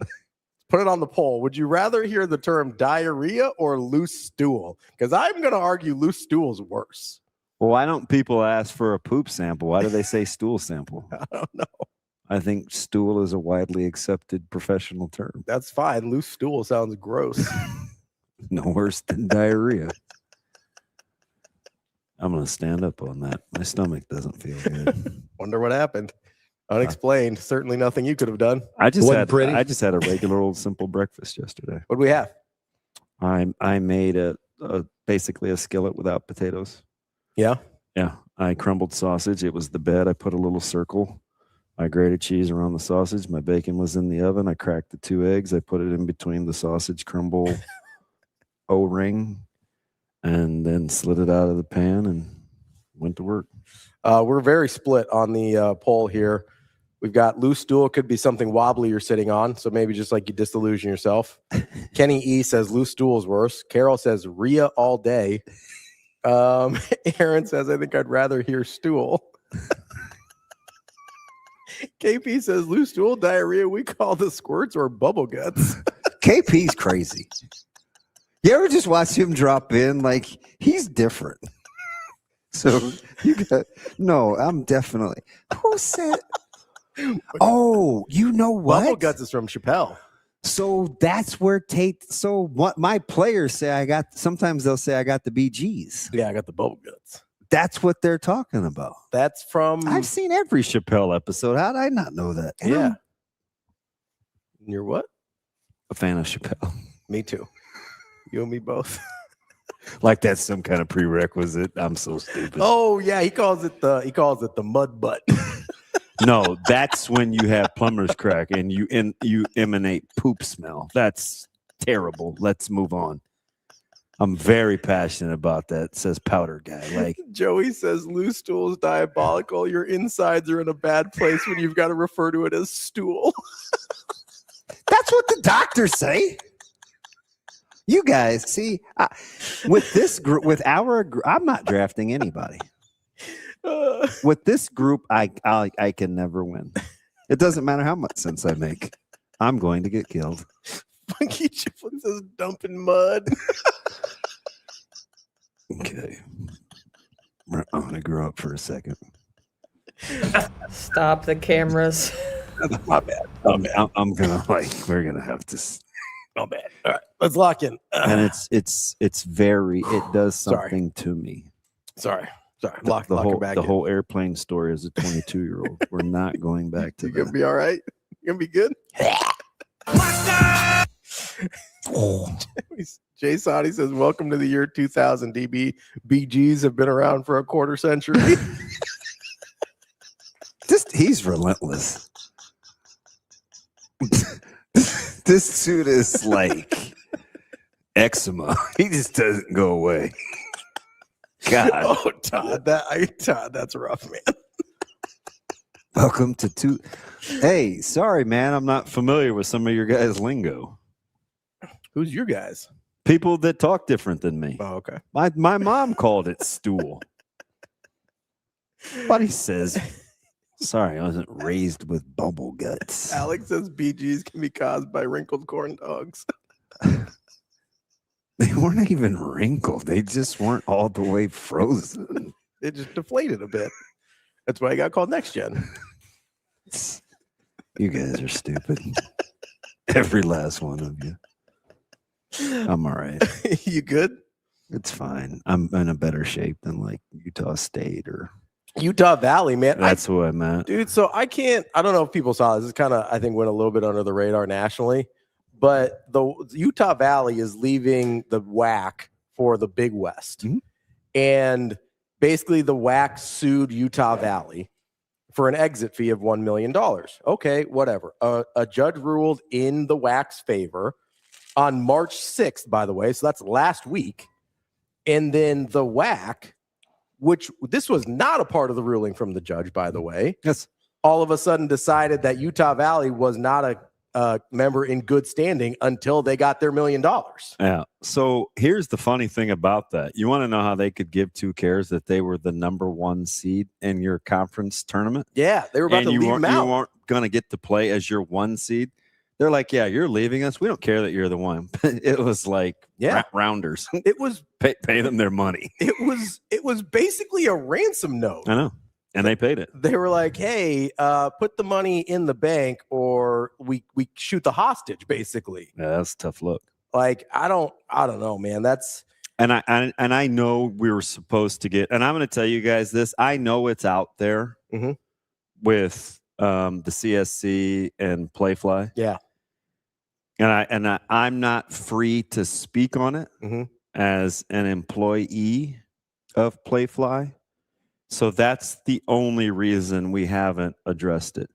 But I do have it on my shameless plug, semi-good authority, that it will be addressed tomorrow on Husker Sports Nightly as they talk to our athletic director. I think Kyle's talking to Troy Dannon tomorrow and hope to get some insight on that. But I personally cannot speak on what's going on with Playfly in the arbitration. Yeah, and there's a lot going on with the College Sports Commission right now. They're in.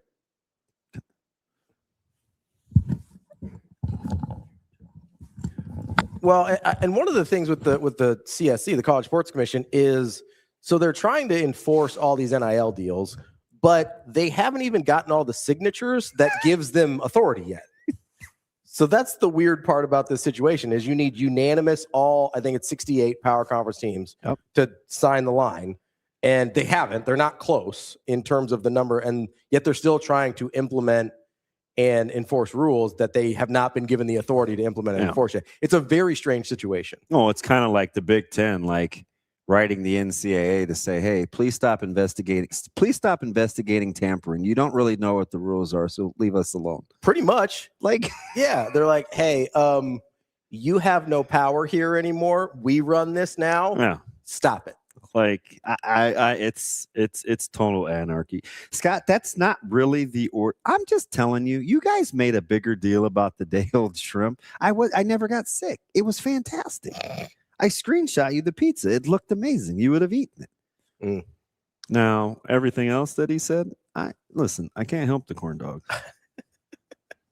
It's a bad look, but at least I explained it.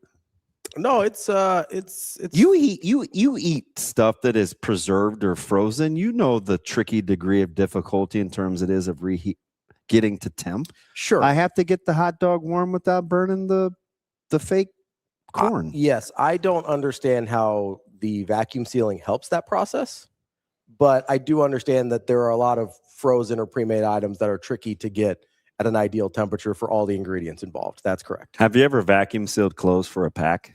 Yes. Okay, so when you remove the air? Yeah, the clothes the corn dog will unwrinkle. No, I get that. I'm not worried about the wrinkles. I'm saying you said the vacuum sealing was a result of wanting it to retemp in a proper way. Correct. And that's where I'm not saying you're wrong. I don't know the connection between vacuum sealing and getting the right temperature. Zoe likes fresh waffles. Okay. We vacuum seal them. Okay. We put them in a little warm water just to kind of bring them back. Okay. And then you only have to reheat and not time cook if you bring them. So you put the corn dogs in the warm water also? Yeah. Okay, gotcha. That's the big part of the equation I was missing. I don't thought corn dogs, man. Because you guys were children and you couldn't get past the wrinkles. So warm water takes the wrinkles out? I don't know. I'm trying to learn here. Aaron says you sous vide your waffles? This dude is... Yeah, Shane, it's the anti-cold water effect for you. That's exactly what I'm saying. I mean, if cold water does one, it makes sense if warm water does the other. Okay. Got to keep watering the bamboo. I can't. You got talking to it's very discouraging. What I was trying to learn. This is very discouraging. The warm water was a helpful part of the equation I didn't have. No, and for whatever the reason, the better the explanation, the squirrelier you guys get. I don't know that that's true. I think sometimes we say, "Oh, that's a really good point, DB. Thank you." I think it's just better to ask you than Google it. Probably a little bit safer. Google it. Well, you don't want to say that to some of his co-hosts because they'll hey, just Google it, man. No, he called me a bitch. I know. I was trying to be a little nicer. You know? Oh, he's not that nice. Hey, just Google it. It's not overly nice. Hey, have you ever heard of Google? Yeah, why don't you try that? It's fine. You know. No, I like to answer. See, I don't know if he knows this. I know he's been in this business for a while, but sometimes when you ask questions, it leads to a better conversation. So that's not always Google can't always. He probably could have gave you the same, the answer and the same amount of It's just I you could have just said the answer instead of say just Google it. I think he got to the Google it, the GIB point, because I think he was tired of me asking him questions. Well, I mean, this is a tough job to have if you don't like to converse. I think he felt like the questions should be more for guests and not co-hosts. I think I probably had asked him like 4 or 5 in a row. I asked he you has a very. I ask you lots of questions. I'm like, DB, I need you to teach me about some of these things you're telling me about. Some of us have better dispositions. DJ, at some point, I don't know if we can DJ. Yeah, we can draw this up. He would like. I know we've talked about this a few times, but I don't know that we've drawn it up. Okay. Would like a kind of a tutorial on Duo. Duo. Yeah. Oh, okay. Yeah.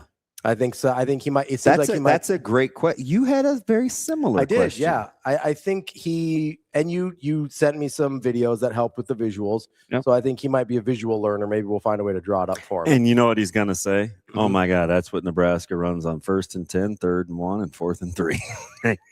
You're gonna see Duo. Duo is like it's a staple in a lot of run games. It's become very popular. The Rams, which is why they use a lot of 12 and 13 personnel. When did that Duo is just short for double teams, right? And I don't want to get into the OU pronunciation, which took on a life of its own on Twitter yesterday. Coupon. That's how I say it. I say it with a Q, not a coup or a cuppin. Are you cute upon?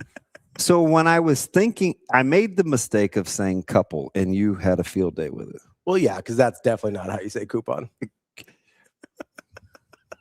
I couldn't even finish. What I was I was shooting for was like the coup d'etat, like the COU. Yeah, as in like a military coup. Yeah, like as in coupon. Yeah, you can say coupon or coupon are valid. I don't know why I had a bad second and said, was it couple? Yeah, you said couple. I knew what I meant, and I was like, "That's." So you had a couple of coupons, or a couple of coupons. Or a couple of coupons. I know what you don't have two of, Shane. Still waiting for the other one to drop. Audio bites? Waiting for those to drop?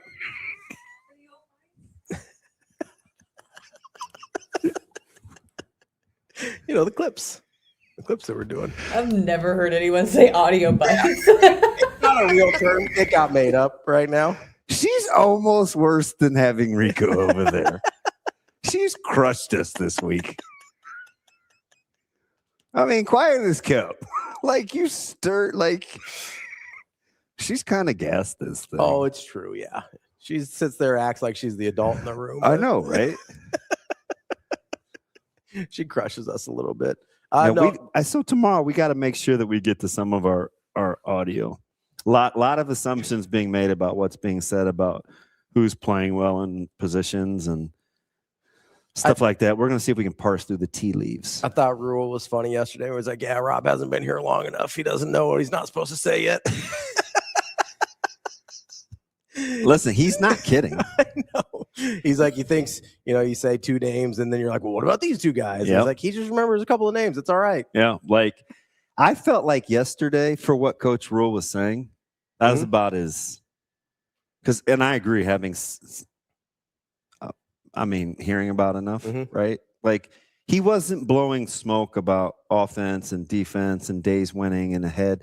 Like I felt like for his short and his kind of unengaging as it kind of came across, I felt like it was extremely accurate.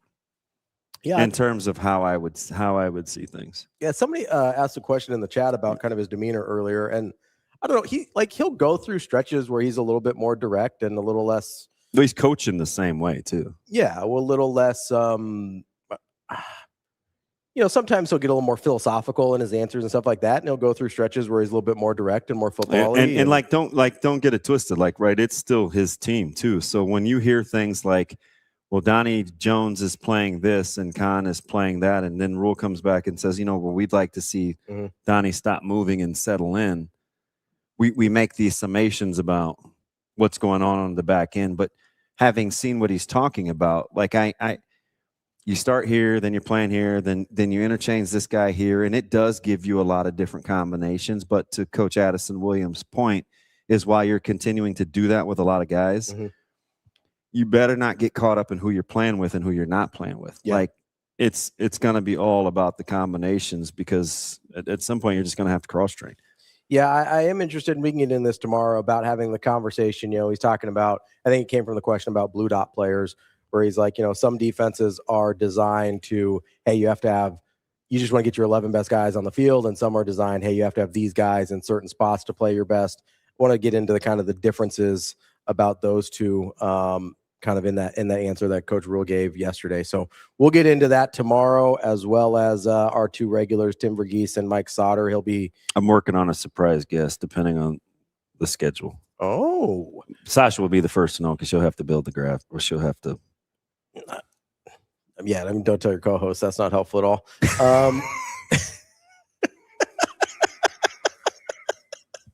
He can't help himself. I really can't. I know full well you're going to tell me. Yeah, man. Jeez. Listen, when the shot's there, I got to take it. Of course. Felt like I've been out in the open range this week.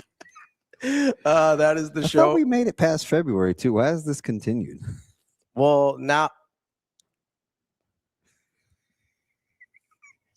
Yep.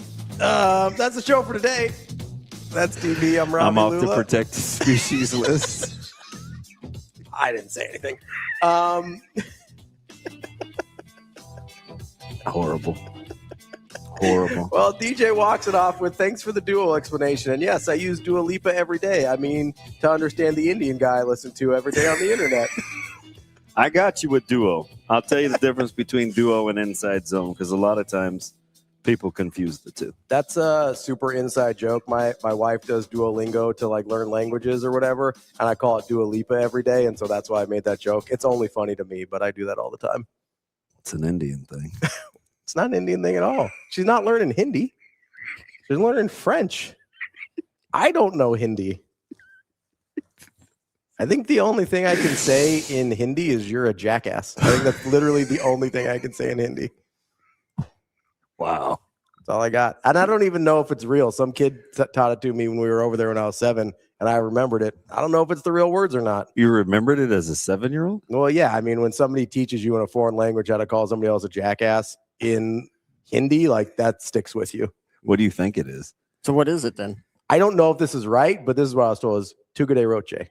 Tugade Roche? Yeah. All right. Tugade Roche. Who are you calling that to?